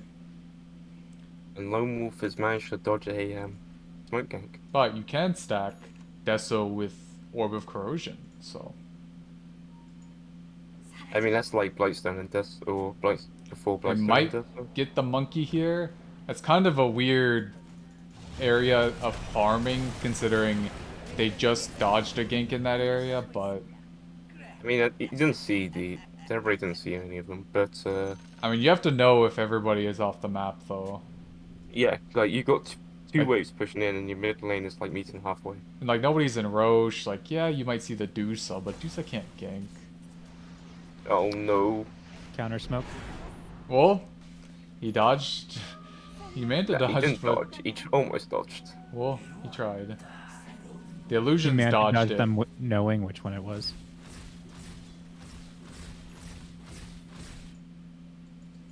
Hey, they might have thought he dodged it.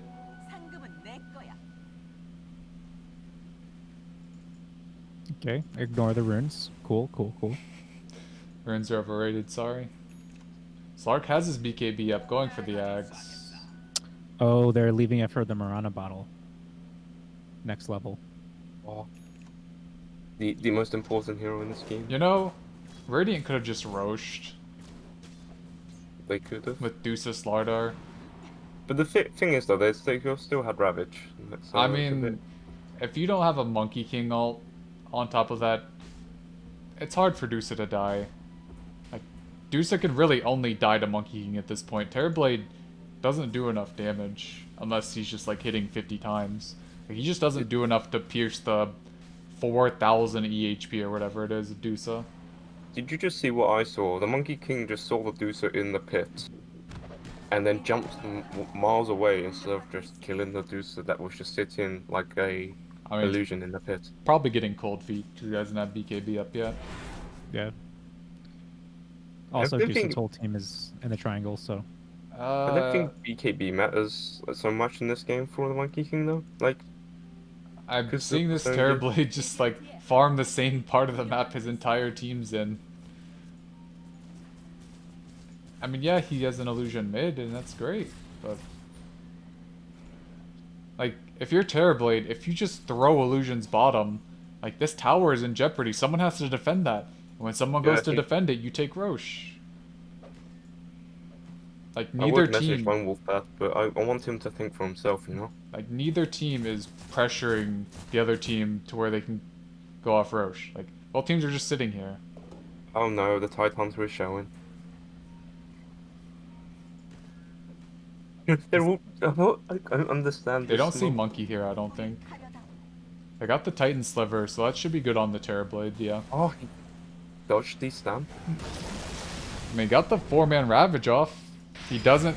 He got arrowed, but... They do get the Fear off on the Slardar, so both offlaners are going down here. There's a Dusa ult in the background, going to kill off this Witch Doctor, but no, he gets the Glimmer off. This Deuce is gonna die. Yeah, Dusa's in very deep. They don't have the Oracle to save him as well. Dusa's just probably going down here. Lone Wolf did some great micro. Alright, Dusa does dodge the Primal Spring. Doesn't look like she's actually going down. Actually, no, they did get the Diffusal off cooldown, so... There we go. The reflection will do the job. Oh, and barely the end of that Boundless Strike connects, so... Monkey King definitely putting in a ton of work this game. And it should be a Roshan. Yep, pretty much. And all because they managed to catch the tides. And fortunately the Radiant team, or the Dire team was nearby. Even though the Monkey team was a little bit late. Adusa was also a little bit late too, so... It's no big deal. Like, I can understand what the Deucer is trying to do, but you don't have BKB and you're against, like, Yeah, Monkey King. the only way Adusa dies is if she gets caught in Monkey Ring. Which I would almost consider getting a Pike, just for that sole reason. Oh, definitely. Like, or telling your team, hey, Mirana, we don't need a Greaves, we need a Force Staff. Or, hey, Oracle, I know you want a Glimmer, but you need a Force Staff more, I think. Because the only way she dies is if she gets caught in the ring, so... Yeah, I don't really understand the Yules on Marana. Alright, Lone Wolf, go hit the tower, let's go. It's like hitting the Ancients. So, I mean, that's... one lane of Rax down, a tier 2 down, and they have the Roshan, so... And they have meta up, so there's not really anything that should prevent them from just walking back up high ground for a bit. Except maybe... The lack of no, they have Wukong back up too. Like, they could Yeah. just... No, maybe not slow siege, but... I mean, I guess They can once they slow- have meta up, I think they can just go. They should They see can this... slow siege. They should see have this a illusion Terror room Wave. bottom, though. Like, They have Terror I mean- Wave anyway, so they've got 10 seconds of meta before meta actually yeah. comes. They also have Ravage ups. And just choosing not to use the Terror Wave for now. Oh, Monkey King was spotted in the trees. I'm intrigued how he got saw the team now. Unless the tower has like some magic vision. I don't know. They need to do something on the Dire, though. Like, just standing here isn't going to do anything. Like, Slardar's already just pushing bottoms, doing his stuff. Like, they get the Ravage on the Dusa. Oracle isn't in position. He gets stunned and feared as well, so that's a Dusa death. Lone Wolf getting very low, but that's just going to be Mirana dying here. Slardar does BKB ult. Monkey King does not have his ult up, has to BKB of his own. Terrorblade is up here, has to... He does have meta. Terrorblade has meta here, choosing not to use it.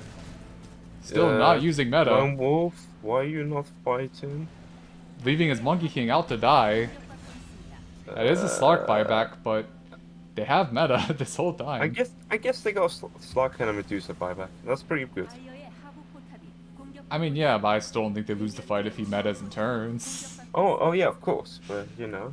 I mean, Think of the positive side of things. you win some, you lose some. They took a tier 3 tower, you know.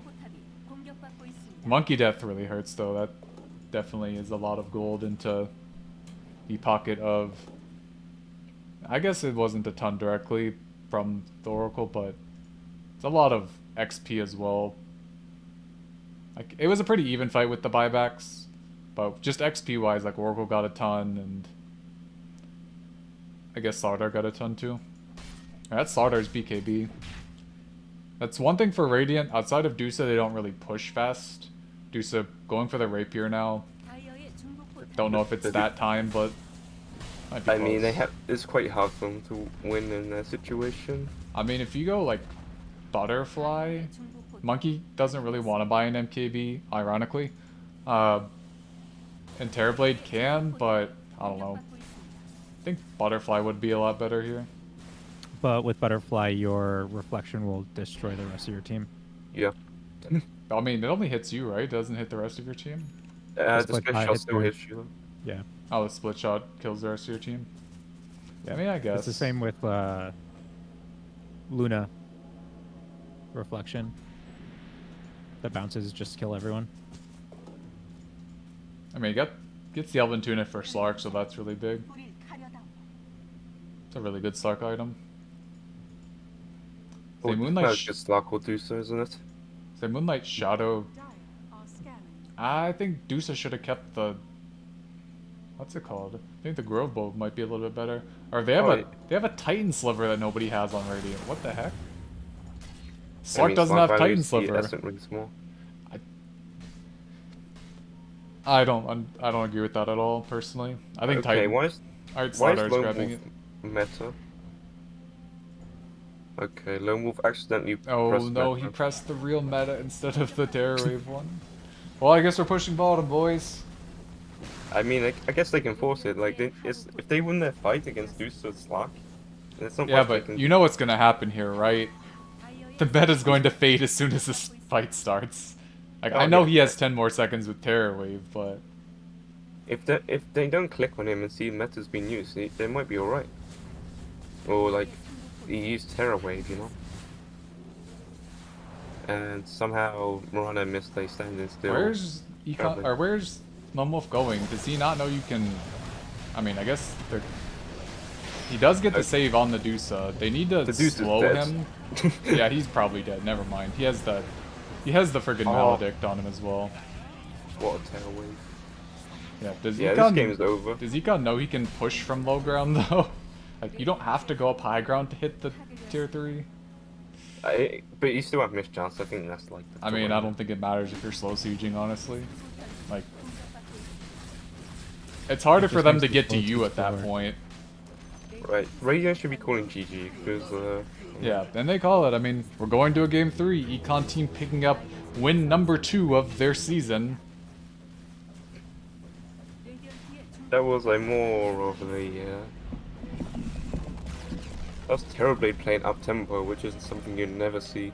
I mean, MVP definitely has to go to the Monkey King that game. He does pretty well middle, has a little bit of a weird skill build early on, but ganks bottom, they get the double kill. Ganks top, gets that double kill, and just has the defusal, traps Dusa in his ult every time. Very well played by him.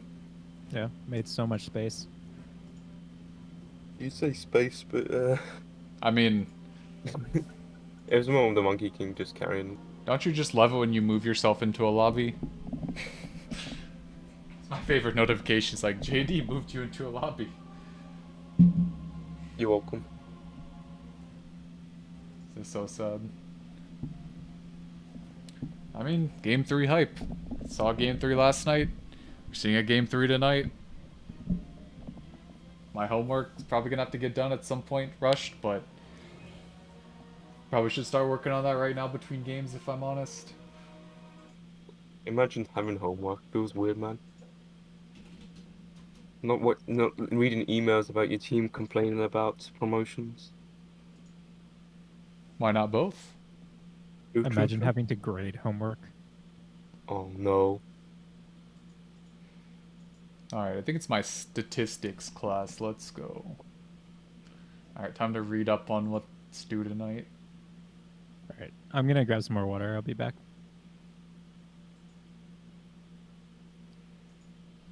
Yeah, I might as well do so too. We might be in for a long one here. Just throw it to the BRB screen. Wait, is they creating a new lobby or something? Everybody's left.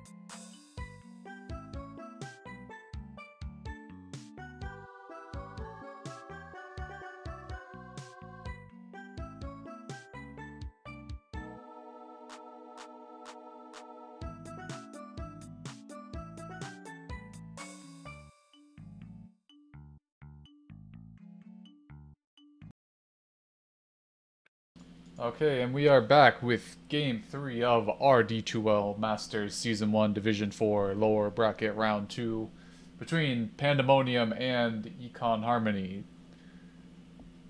Yeah, RD2L Premier by Econ Harmony, the #1 data site for economists. Econ does not pay me enough to say that old title, so he only gets one word. Econ Harmony. Unless you pay for more space, I, not getting the the major sponsor change, shoutouts. the major change is going to be in this game is because Mappo's not playing. They don't have to ban Clockwork, and they don't have to ban. What's the other one they banned? That's a 4 position, Nyx Assassin. So they can just ban Oracle and Phoenix. So Math Magician has to play another hero that isn't Oracle. It's true.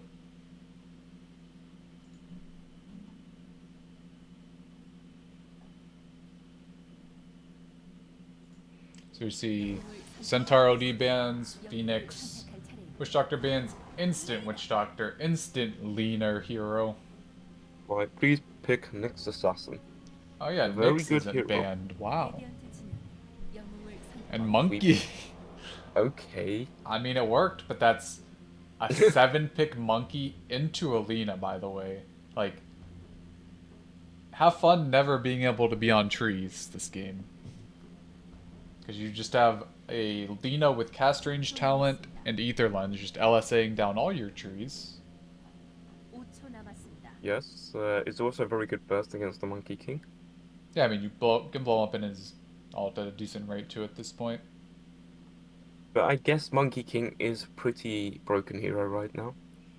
They go for the Undying, I guess, okay against both these heroes. Monkey can't really Oh. walk up. It's still kind of a weird type of picks because you have second pick to where you have pick 8, and again you go for like this double support.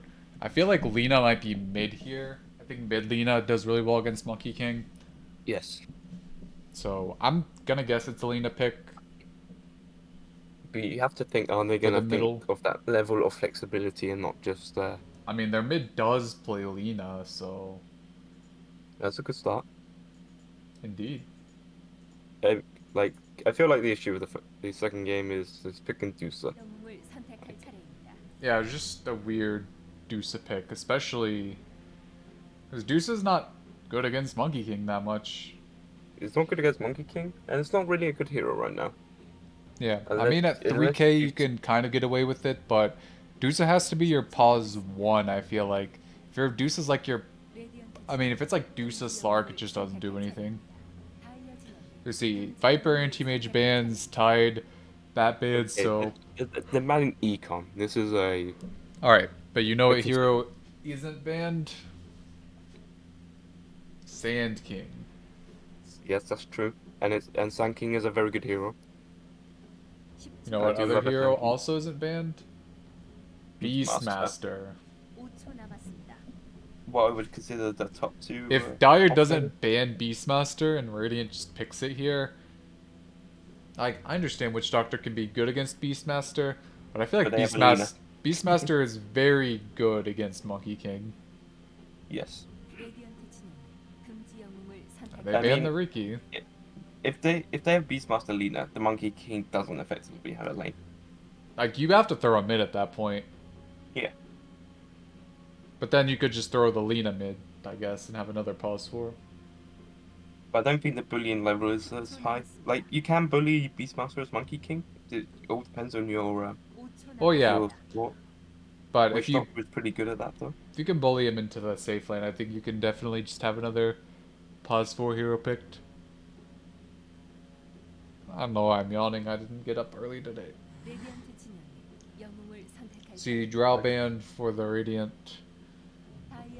Not not wanting a him hero in. mode. Wow, it's a Beastmaster. Who would have ever guessed? Right, I think you pick Morphling. Hate the hero, but it's very good against these 3. And it's something Lone Wolf like plays all the time, and I tell him not to. Let me pull up Lone Wolf's Dota buff here. Let me see what Uh, the pick is. like he plays like 5 heroes. It's like Morphin. He can play Monkey King to some degree. Plays Terrorblade. He does play Lycan, and I think Lycan's always a good hero. It's not great against Beastmaster, but you know, PL is good against two of these heroes, not good against Lena, but it's good against Beast and it's good against Undying. it destroys Undying, and Beast doesn't have a great timer, especially in lane if you continue with the balls. They go with the clockwork themselves, so not too shabby. I think these three heroes for Dire are definitely pretty solid here, and they immediately go for the PL themselves, so good against Monkey King, good against Witch Doctor, good against Clockwork. I'd rather see a 4 that could hit Tomb than a Clockwork, but I think pretty good Nature's against Prophet Alina. would be very good here. I think for Dire offlane, Yeah. I don't like Fioran against PL that much, but I think Pit Lord is the hero here You for could go. Dire. You could go Pit Lord. You can go Necrophos. Necrophos is very good here. I think Necrophos might just get roared and ignored though. Also, Necro is terrible into Lena. I mean, I'm not Too much expecting. focus. I think. Like you want to either go on the Monkey King or the Necro. I think Pit As Alina. Lord's probably the safe pick here. Yeah. Don't you That is. love when you write predicting drafts? I do. I mean, Underlord is quite the brain dead hero. As long as he doesn't have to play it for 17 minutes, it's okay. Alright, Underlord at 70 minutes is even better. Get the Firestorm effects buildings. You just... The worst part is I didn't even get that when I played Underlord the other day. I mean, the other one's a better 25 talent, but if you hit level 30... That's true, I did hit level 30 on Underlord. So you got it eventually. It did. It was a painful 17 minutes of Dota though. Alright, so Puck Ban... I think Zeus would be very good for Radiant outside of the Clockwork. Just a lot of Yeah, burst, but... I think if you're Dire, you ban Zeus and you pick up Ember Spirit. Or you ban Shadow Fiend and pick up Ember Spirit. No, I mean, Dire needs a carry. Ember Spirit is still fine. You can play safely in Ember. It doesn't do badly against Beast at least.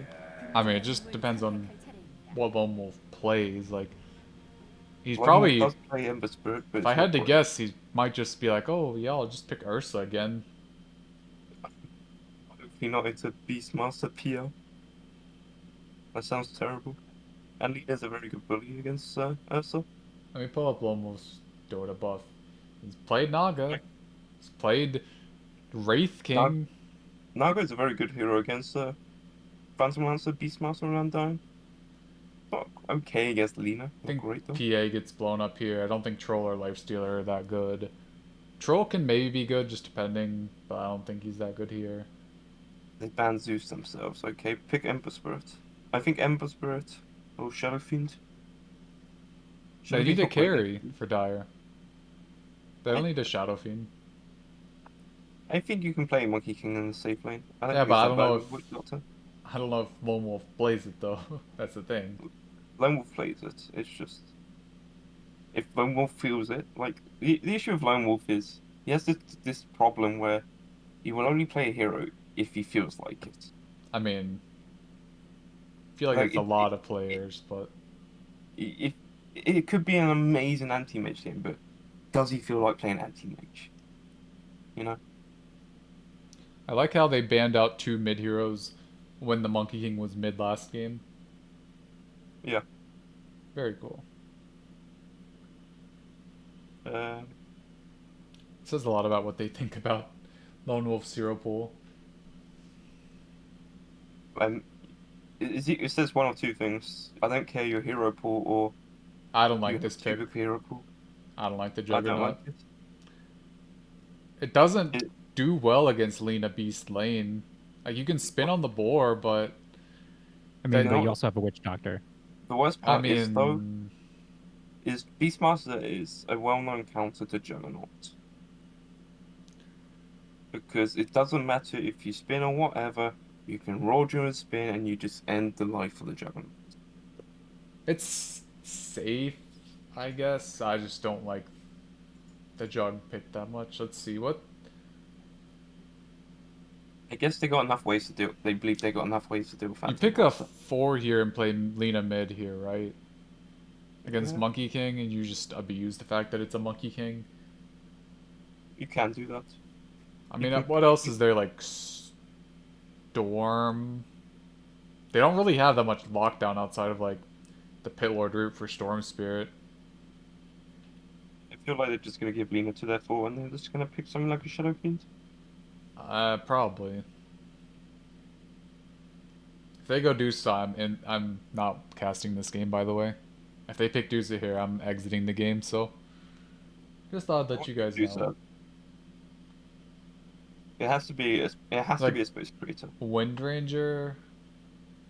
Wind Ranger would be good. It's very good against even the Invoker Juggernaut. with the Sunstrike combo with the Roar. It's like Uh, Quap, I guess. Yeah, they go with Wind Ranger. I mean, they have 2 ways of killing the Juggernaut pretty quickly now. Yeah, because MKB One- goes through the spell immunity now, right?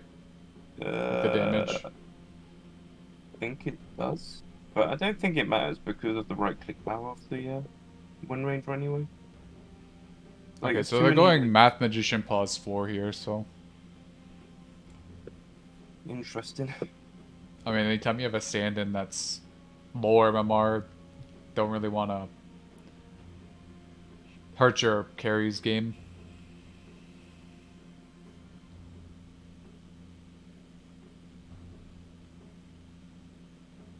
Also, this Clockwork head is one of my favorite Dode items right now. It's just the brain in a jar. It Very is cool. pretty good. So it sort of like counts the idea of robot. What? It's a brain implanted robot. That's true. That is elite.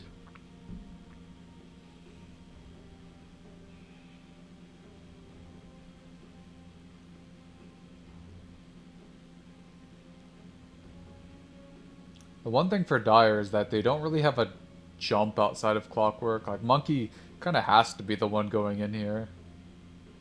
And I guess Radiant doesn't really have a jump outside of Beastmaster either, though, so... I don't know. I like Dire's lineup a little bit more outside of the Juggernaut. I like Dire's lineup more overall. Especially because their best 2 heroes last game are Witch Doctor and Monkey King, so...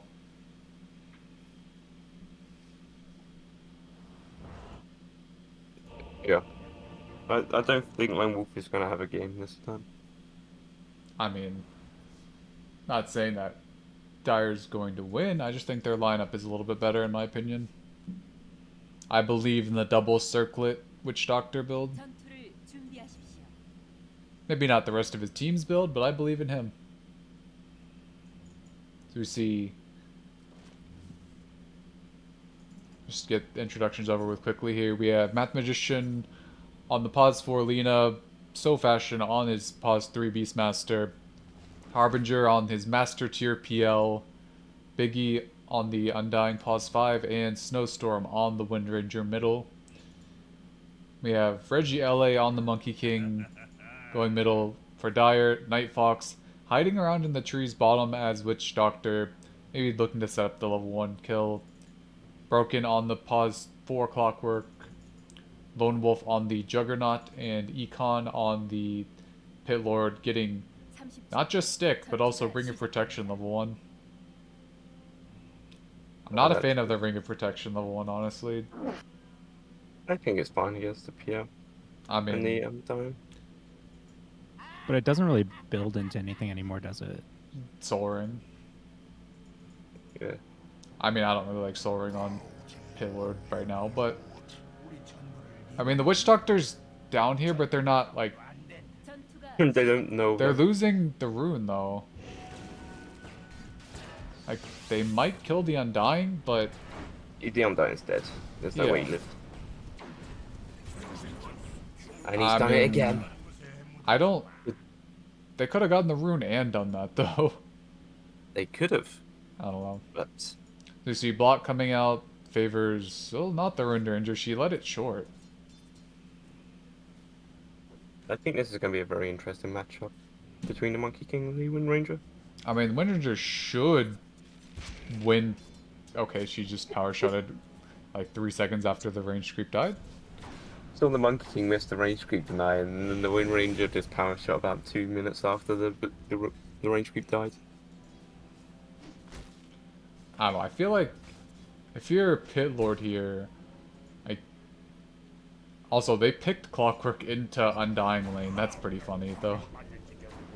I mean, it tells you everything about this team. They don't care counters. Well, they just play their own game. The thing about this pit lord pick is that instead of Ring of Health, or pardon me, Ring of Protection, just bring mangoes. Just constantly press Q on the wave, like constantly push this in, pull the big camp, push it in, pull the big camp. Like, you can't ever die to Undying PL, but Is dead top.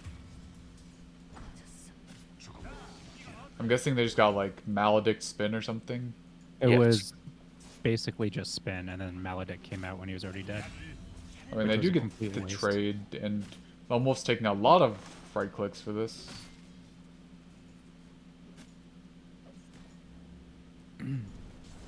Fast I mean, hits. he needs more regen on this pit lord though. Like this lane is so simple against Undying. You just throw 1 billion firestorms and then just pull the big camp every time. Because like Undying can't do anything in this lane if you play it right. But now he might like actually get a chance to lane just because of how they're playing it.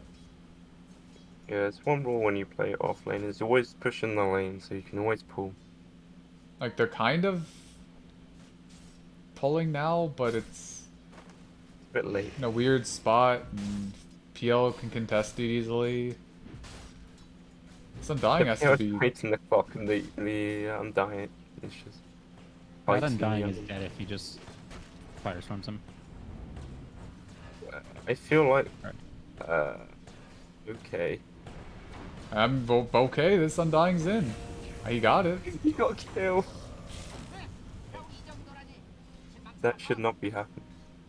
I don't know. I feel like Clockwork should have just, like, instead of cogging the Undying in, just shoved him under tower. We talk about how this Monkey Yeah, King it's has fun. double the last hits of the Wind Ranger. I don't feel like this should be happening. Yeah, this is I mean, okay. I don't feel like that should be happening either, but, you know. Here we are. Alright, maybe if I don't look middle, Dire will continue doing well. Because if I look At middle, least not the doing well. the worst part is the Wind Ranger is having a better time than the Juggernaut. Alright, I think Lena might be... No, I mean, that's fine. Lone Wolf doesn't have Yeah, he spin didn't and he get wants the- to hit the Centaur. He didn't... If he got a couple more right clicks on Witch Doctor, I think he would have died, but... If they communicated better and Jug just didn't back, they could have just cast into Maledict when Spin was still going and Lena would have died. Okay, so... Last hits... Going a little bit more even middle now. Just a couple waves are kind of rough. Pit Lord doesn't have that many last hits here. I feel like... He has a soaring now, but I don't know. I feel like just mangoes and boots. Like, that's all you really need. This... I really hate this soaring item right now. Like, Lone Wolf needs to bring more regen. they... Okay, this lane should not be going like this. Pit Lord dies bottom. They don't hit the tombstone. I think it's only 3 hits. Okay, 4 hits, but... Yeah, I don't Yeah. like this soaring item at all here personally, but... Like, as someone who's played a decent amount of Pit Lord and played, like, these offlaners that used to always go soaring, it's just... Not having any sort of regen on it, it's like, yeah, it's armor and it's 6 strength. It's like, okay, who cares? Fire by Falcon Blade on DK instead now. Like, one of the big things as well is that you used to buy this soaring item on offlaners when you didn't have a courier. Like, you couldn't ever get regen on offlaners because your mid was like, oh, I need courier 5 times in a row. So I was like, okay, Yeah, I guess I'm I not need my circuit. getting Now I regen. need my recipe. So that's before you should just go off. You should go soaring all the time, because you weren't ever getting back to like unless you were going back to base, you weren't really ever getting regen. But now you can just ferry out mangoes, ferry out like clarities sometimes. But Why is he not storming the wave? You have a soul ring. I don't know. He wants to give the PL all the denies. It's true. He's not, and he doesn't have All right, boots. So okay, he's dragging the wave. He feels bad for he the just Phantom Lancer because he's picked on the Lord, so he's just giving him an opportunity. Wait, he could have just killed the wave there. Wait, why did Radiant block their own small camp? That blocks, right? I think it blocks. Yes, it does. Yeah. I mean... Alright, moving on to the next point. On the top lane, we have Beastmaster. And the Lord's dead. I don't even want to look. It's not because of just his stupidity this time. I'm sure it's not Wind pretty. Ranger rotated. This is how sad. Okay, the Juggernaut is somehow level 6 in this lane. I mean, they got a couple kills. And I think Witch Doctor pulled pretty well either, or as well. Oh, that's. Oh, he bounced back, but he didn't. He doesn't have phase boots yet.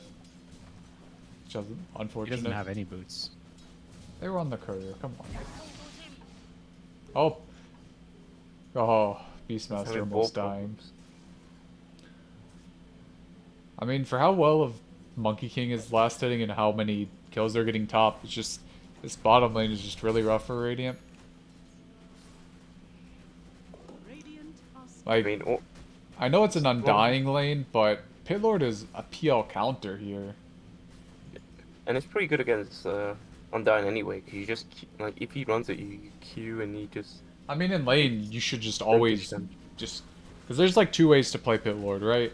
There's like the way where you like get more points in your aura, you have like plus 100 damage, and you never let the enemy carry right click because they do like 20 damage. Then there's the Pitlord where you're like, okay, I can't lane here, but I don't need to lane here. I just press Q and I walk away. And I feel like if you can't play the former, you have to play the latter, but he's just not playing the latter here. He's not even soul ringing to press his Firestorm. Like, that's the good part about Pitlord, is that a lot of times it doesn't matter if your lane's garbage or not. You just press Firestorm and okay, the enemy carry can farm under tower, congrats. But Yeah, PL doesn't really like to farm on the tower either. But like there shouldn't be many situations where you lose lane to PL as Pitlord. Like yeah, you could draw it, like you just throw Firestorm and he farms under the tower, but I don't think you should ever really lose this lane. Well, if you don't hit your buttons. Well, I mean that's Okay, this master seems to be a very sad player right now. I don't know why this Beastmaster like rotated off of top. Like the Lina is getting a little bit, but I don't think Lina farm does anything here. Okay, this is my one compliment for Lone Wolf this game. He's gone to the jungle. He needs to go bottom. He needs to go bottom, but he still made a nice move where he's going to the jungle and he's just spinning the Like creep. you at this point you just throw Pitlord top, you throw Juggernaut bottom, and you call it a day. Like Juggernaut can't really farm woods that well. With just phase boots, like it's okay, but I mean, he doesn't farm it well, but spins a good spell to farm creeps. I mean, So it's not too bad. at least he's not top. But this Pitlord needs to be top instead of solo dying to PL. Hey, Lone Wolf, hit creeps. You're a carry, not a 4. If he goes top, he just gets roared and dies, so. Or he gets a courier. Nice, he's going Maelstrom on Juggernaut. Don't think that's the item. That is definitely I the mean- item against PL. Yeah. Because you want Maelstrom, so that way you can just throw it on whoever PL's going on, and it just destroys all of his illusions. Man, I don't know if It's you go much first. He needs a farm announcement. I'm Just Tim drop down pit. Okay.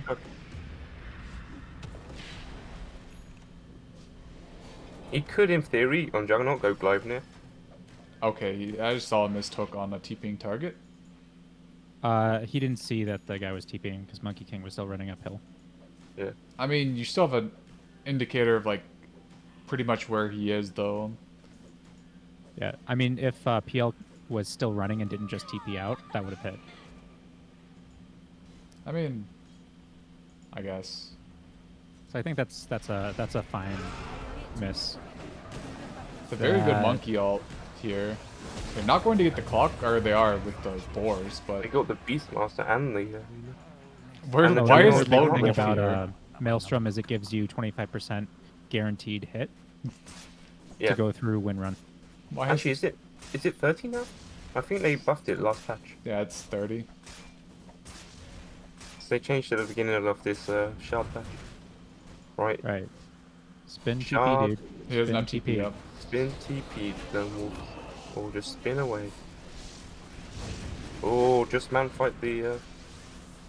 And win he's rate. hitting a bunch of PL illusions with that. And he's getting That was a cogged mistake. in. And Monkey King's dead too.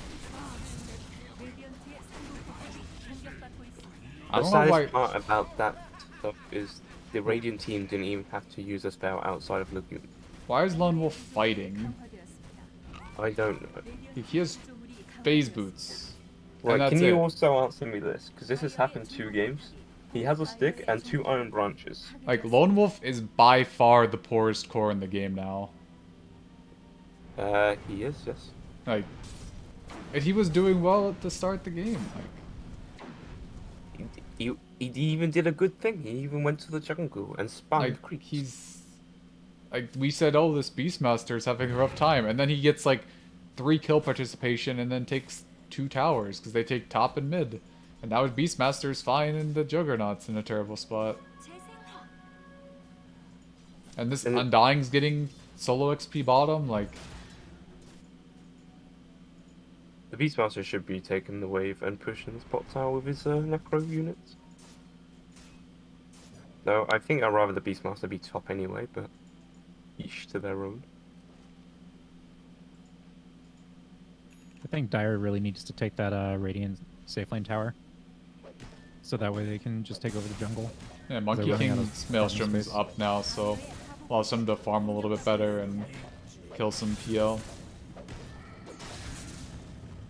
Don't really know they have 2 Maelstroms, but I think the issue on Monkey King is that he doesn't have an Orb of Corrosion this game. It's okay. I don't think it's much of a. I think you need one on at least every team where you have like a Monkey King type hero. I think this beast is just dead here. Yeah, he's dead. That's a questionable placement. For the Death Ward? Yeah. I mean, he couldn't go out, so Yeah, I mean, like, you place it further in because you want to place it on the other side of the hero, so that way you get vision around the Death Ward and around your hero, so you're hitting him either way in the trees. But where he put it didn't give him any vision, so if the clock wasn't there, the beast would have been fine. Oh, another smoke. this game's kind of just mimicking game 1 where this safe lane hero on the Radiant team just has free farm. And then Lone Wolf just doesn't have farm. Lone Wolf is just meandering. Like he's playing position 1 in a way. He should be playing like they should be playing position 2 instead. It feels to me. Yeah. But if you're playing position 1 heroes, that's even worse. Yes. It's not like I you're mean, they're playing getting safe kills, lane like, they DK, get- for example. Like, they got the Beastmaster right off the bat. Like, Econ's out of mana, so he's not really taking any damage. You could maybe kill this PL here. Like, they're getting... Oh, the Clock PL still has is higher. hook. Clock has hook. Just hook him. Hook him, Yeah, dude. they got the bounces Just hook. up. Hook. Doesn't need hook. Sorry, hooks are for losers. You might hook the Wind Ranger though. Oh! He did it. Mango. Mango. Oh, Nice. is he gonna do it? Oh, another mango. He's gonna kill the Undying instead. So. Oh, Oh, wind runs over. He doesn't have for 2 seconds, but they're just gonna take the easy.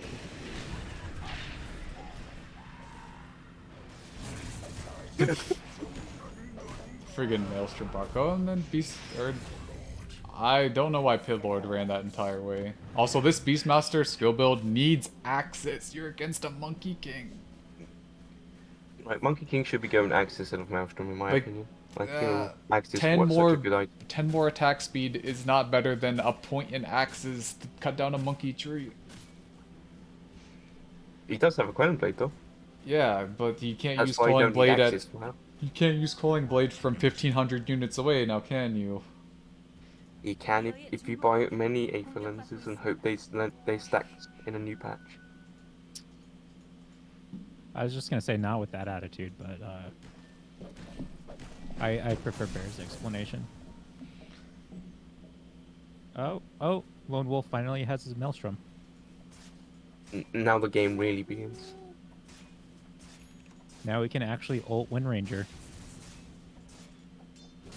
He's almost caught up with the Wind Ranger and the Beastmaster actually now, after being 1,000 behind from This PO went Lone Wolf. Diffusal for some reason. I mean, I'd say for some reason. I don't really see that much PL. That's why I forgot Diffusal was an actual item sometimes, just because of how few heroes get it.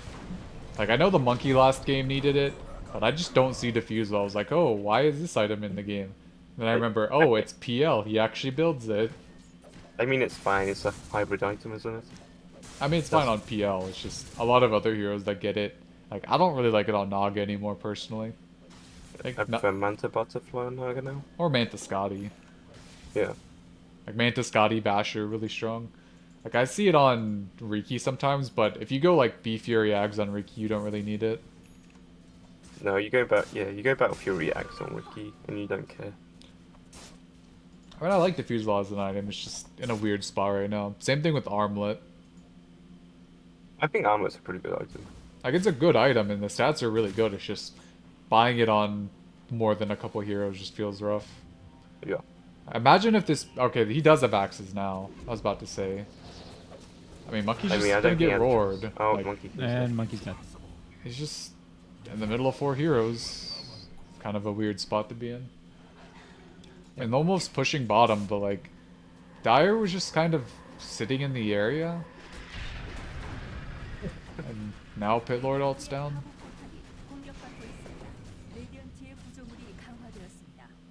And Lone Wolf's just running around bottom tier 1. Yeah, that was an awkward position for Monkey King's game. I still think he should have gone Axe over Mjolnir. I feel... Yeah, I don't think the increased attack speed really helps him a lot here. Like, the shield is good, but there isn't really a hero you can put the shield on except the Pit Lord. Like, I think he could have gone, like, Maelstrom, Axe, BKB, Gleipnir. Like, Gleipnir is such a good item against PR. Yeah, the mana cost kind of is worrying, but... Your abilities don't cost much on Monkey King, though. Like, they're all 100 I mean, each. yeah. I'm just saying against Diffusal PL. Yeah. And like, Beastmaster Necro. You It's should be not... right if you This have is not the BKB. monkey ult here, but... It's unfortunate. The Pit Lord just kind of baits him in. Also, they... Just gets roared. no, it's happened Monkey's again. dead. Well, like... They didn't even need to roar him. Like, they literally saw him go up on that tree and they had axes, so... And I think LSA too, so... Yeah, and Power Shot. And Power Shot, like, that's a lot to knock a monkey off the tree. And Doppelganger. And Tombstone. Wow, it's almost like their entire team can break trees. It's crazy. Yeah, D's definitely having a little bit rougher game on the Monkey King this time around. I mean, he's not getting any help from anybody else, to be fair. True. He's... Like, what is... Clockwork is not going in. The Underlord is not casting spells, you know. It makes it a very difficult life for Monkey King. Alright, Lone Wolf's going for Manta now for a reason. Yeah, rather than S and Y. Rather than S and Y, rather than just finishing the Mjolnir and farming faster, rather than just... I mean, if you get caught by Raw because you've Lone Wolfed, you know, it's like, what, 25 seconds less stun duration, so what, you get stunned for like 3 seconds, that's 18. Yeah. It's not too bad. I don't know, I'm just not a big fan of Manta right now, This personally. monkey thing is dead again. Oh, he didn't even get Raw, did he? No. Nope, just walked in the wrong neighborhood. Yeah, that's really rough. That's 3 straight deaths. I feel like this game's already over.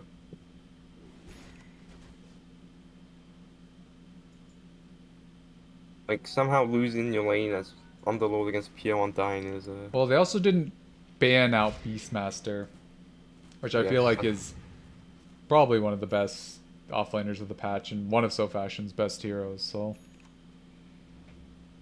Like, I don't even remember what he played game... Like, oh, he played the Slaughter last game, didn't he? Yeah, and I think Slar's a pretty bad hero, still. I mean, I think it's fine in some matchups, but... It's no Beastmaster. Nah, Beastmaster is way too good. Like, Slaughter against Terrorblade, in this game it's like Beastmaster against Juggernaut. It's like, wow, I wonder which one is better. Also, they're trying to fight on Dire, but it's a high ground. I don't know. I mean, he had 2 very favorable Beastmaster matchups. Yeah. Well, the thing about this monkey is that, like, even if he gets BKB, he can just still get roared. Yep. Because he's the only roar target that actually matters here. Like, you would care about Juggernaut, but, like... Juggernaut has had such a mediocre game. Yeah, and this Beastmaster already has a Force Staff to get out of the monkey ult, so... Very solid pickup from him here. Are they gonna find the other ward? I mean, go with no. Wininja has the MKB almost halfway to her Aghanims. Clockwork is going for Halberd. Interesting enough, he has the Talisman first. Kind of a weird first pickup. It's okay. It's not bad against PL. I mean, I guess 15%. If you're not like a carry hero, 15% evasion doesn't really feel like anything, honestly. I think it's more for the avoiding the mana drain. Your mana lasts 15% longer. I mean,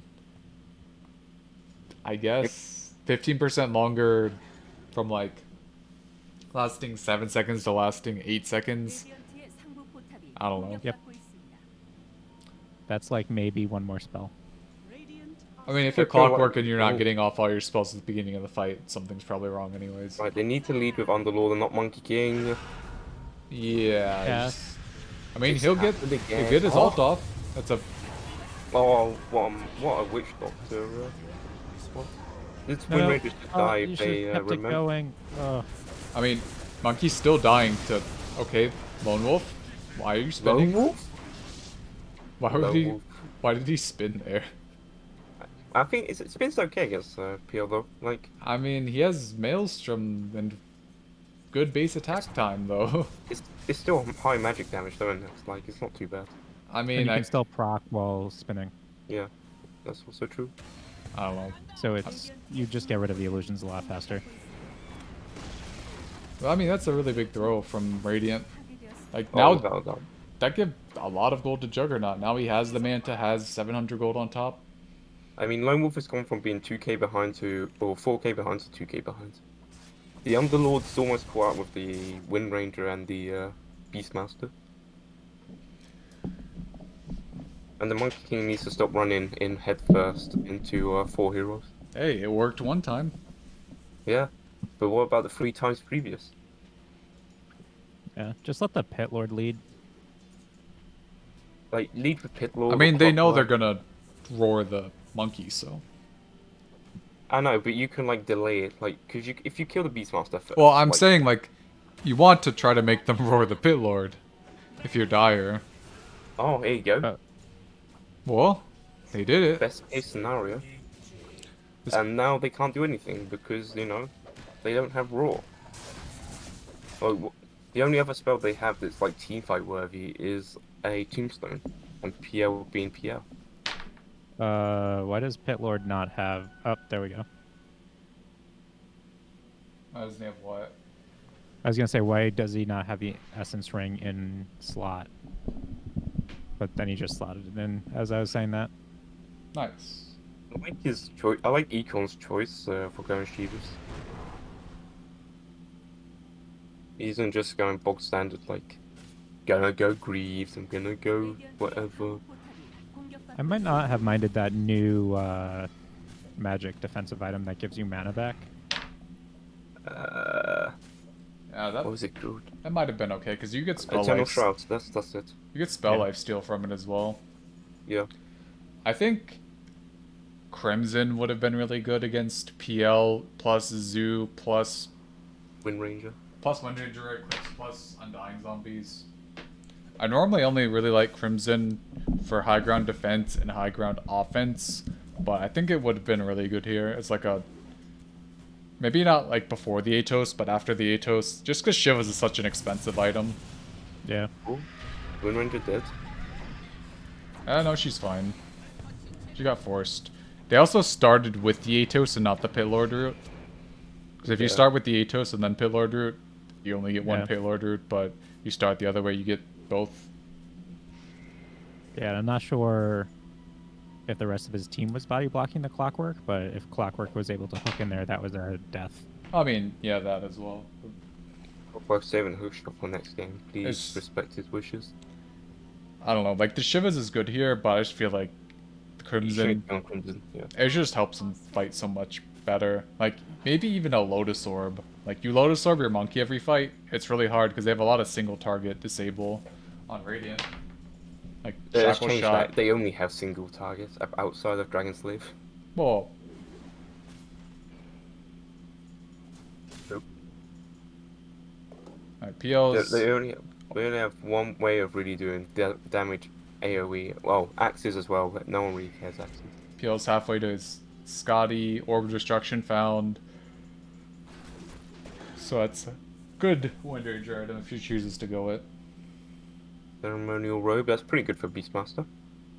Though he does have Cloak of Flames. Also Or good. Lena. I just throw it on Lena. Yeah, Lena's alright. Or- Actually, it'd be good on Undying. Yeah, Undying's just very throw it good. on Undying, just toggle the shovel. For some reason, Undying has Philosopher's Stone. He's not toggling. This is so sad. It's free GPM. It's 70 GPM. Okay. Yeah, they had to nerf it. It was too good. I mean, it's literally free GPM. Like, there's a reason they removed the GPM talents. I'm amazed that item's still in the game. Bring back Philosopher's Iron was upped from 60 to 70. Oh, I thought it was 90 before. No, it's Yeah. 60. Oh. I don't think They I've had to buff ever it. used that item. Alright. Whatever. But I feel like I got so much more gold than 70 and 60. And 60. Alright, he used the Atos first again, and Monkey's roared. Monkey is... Given. Oh, he's living. Oh. And now he's not. Why did it... I mean, Why did Lone Wolf not just Yeah. spin and kill the Beastmaster? I don't know. But this is really rough. Because even when Monkey is up, he doesn't have his ult now. Because he ulted Yeah. right before he got Laguna. I don't know. This is where, like, holding the Shiva's money is also rough, too. Because, like, you have this 2400 gold and you can't even buy the Mystic Staff. Like, Shiva's is really good here, but it's just so expensive. It's also good for...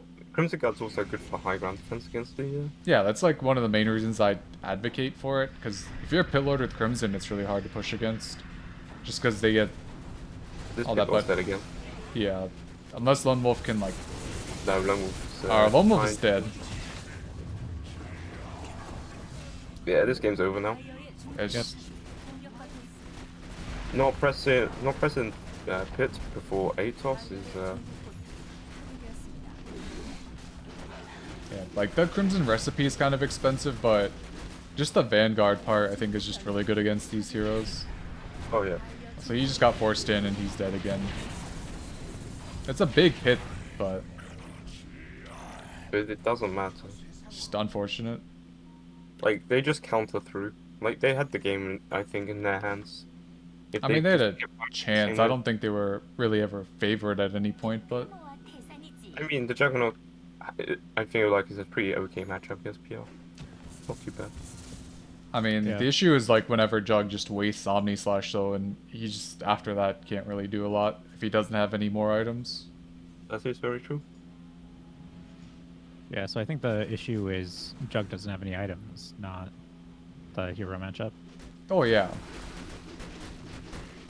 Yeah, but I mean, think you need it's to kind of a just go combination SY. of both. Oh, yeah. Like, PO with 2 items is gonna do more than Jug with 2 items just because of how cooldown dependent Jug is.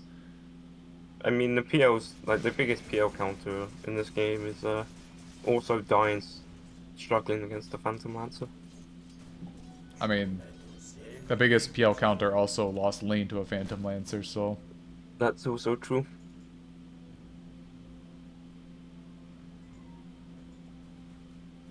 Roche. Oh, he brought the courier out of the Roche pit as soon as it spawned. You hate to see it. And they brought it back. Oh no, Nope, he didn't see it. it zipped past. And now PL You'll has see it now. 3.5 items.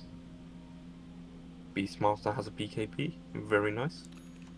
Yeah, because losing that fight, losing those racks, just puts them super far behind now. Like, Lone Wolf was only a couple thousand, now 5,000 behind, almost 6,000. So we have the last effort smoke from the Dire team. They have the Monkey BKB. I think he had to sell an item for that, but they use the Atos first yet again. Oh my god. They do get the pit off. They do get the Monkey BKB. With the Monkey ring, so He's still got Raw. Lone There Wolf we go, used rolled it Omni on. Slash on God knows what. He has the Mjolnir on. He has the Oh. Mjolnir, but not using it. They have double Mjolnir, not using either. Passive Mjolnir. They got the Tombstone. I There we probably go, don't it's want over. to see Mjolnir cast this game from the Dire. I've seen one. Oh, Monkey used it right before he died. Very nice. I mean, Mjolnir is why the PL is so low there. He had to actually back off because he was hitting I mean, Monkey he and used it Jug. like 1 second before he died, but no, PL got hit by like a lot of the actual lightning in the fight, not the Mjolnir lightning. Like, he got hit by Jug a lot, and he got hit by like the Monkey King directly. It wasn't the Mjolnir. I think it was Jug's Mjolnir. No, Jug didn't use Mjolnir in the fight. It's the didn't? passive proc. Yeah, he he- didn't use active. Yeah, it was It was- it's a lot of the passive. Alright. I thought there was just like too much lightning for it to just be the active. But No, that's I guess mean that's with Blue- 30% for 2 heroes, so Oh my god. Oh, he used hook shot. it's crazy. To be fair, Hook is really hard this game with zombies and PL. Yeah, I mean It it's is. just it's a rough But I feel clockwork like game you in can always general. target the Wind Ranger because the Wind Ranger's always like been out of position. It's a rough clockwork game. Like, the only hero that you really are really good against is the Lena. Like, even the Wind Ranger, like, she has Wind Run and can just like But kill she doesn't your have cog Force Staff, though, immediately. so she's like stuck in a rut if she like.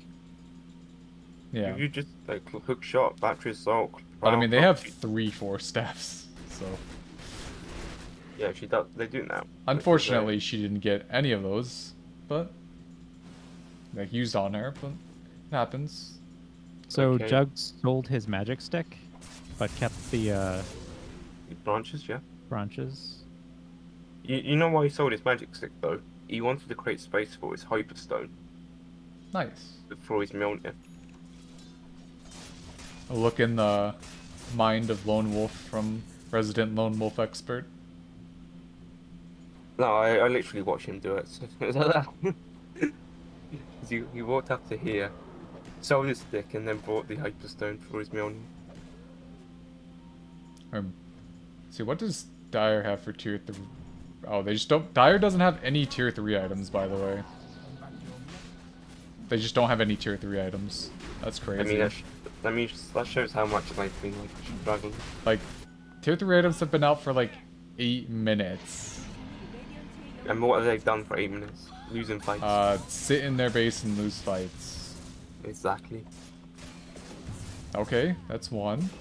That's 2. Paladin Sword, good on Monkey.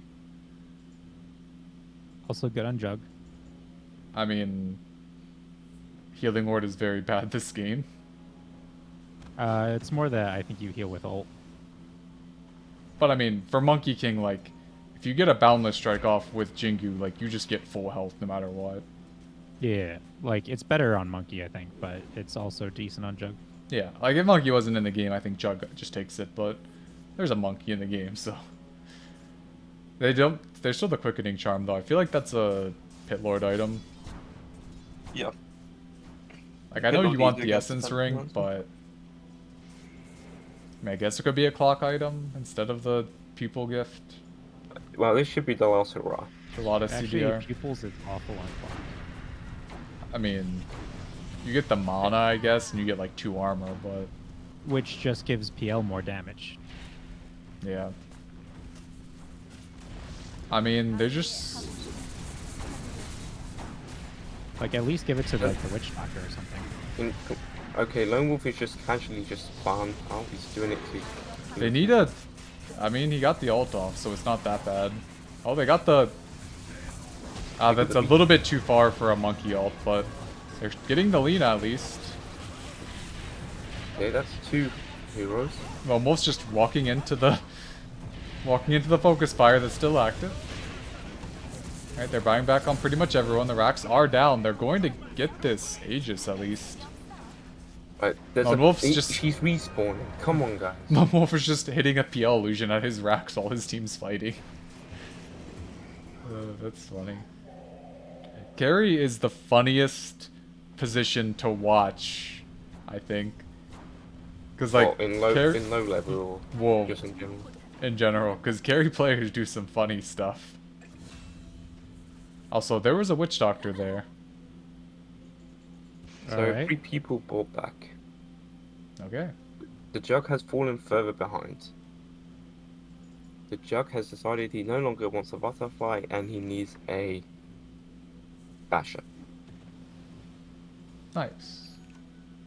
I mean, Monkey almost has his Ags.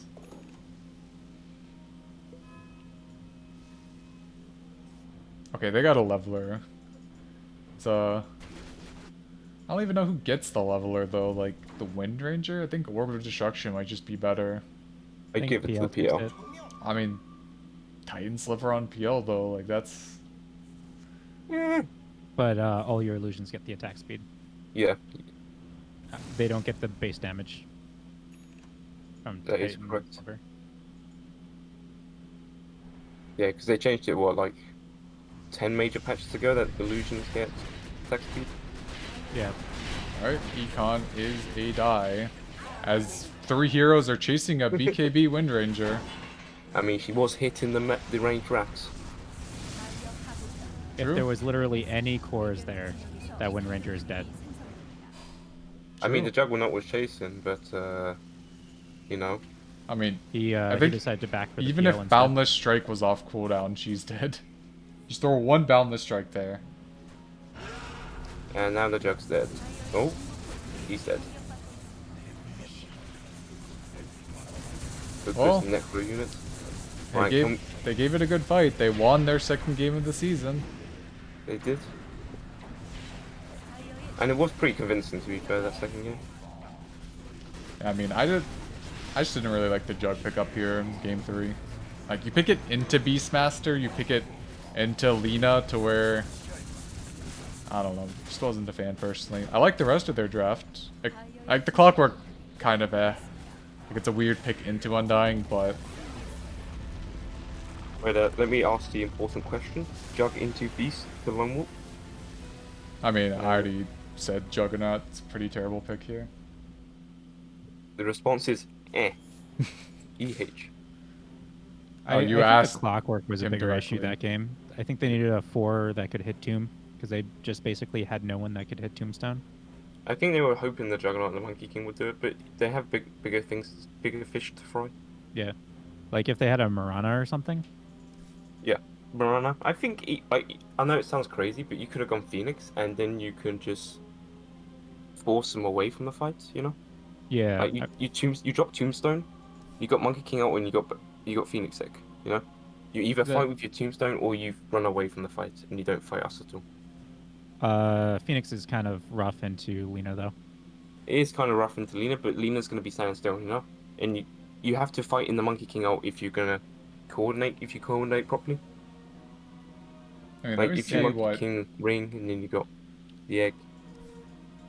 Oh, I don't know what heroes he plays because I don't have the Dota buff pulled up for him, but yeah, just a weird clockwork pick, and then you just get PL'd, and it's like, well, we have the Pit Lord, but I mean, just a really rough clockwork game in general. Like he hit a couple hooks that were good towards the end, but just a little bit I rough. just didn't I just didn't see him in the game. I mean, it's just yeah, it is what it is. But congratulations to Pandemonium. Moving on to the lower bracket round 3, where they will face the Arrow Magnets. So, thank you to Hawks and Bear for coming on and casting this best of 3. No worries, mate. Yep, it was fun. And that's it. See ya. All right, Yeah. peace.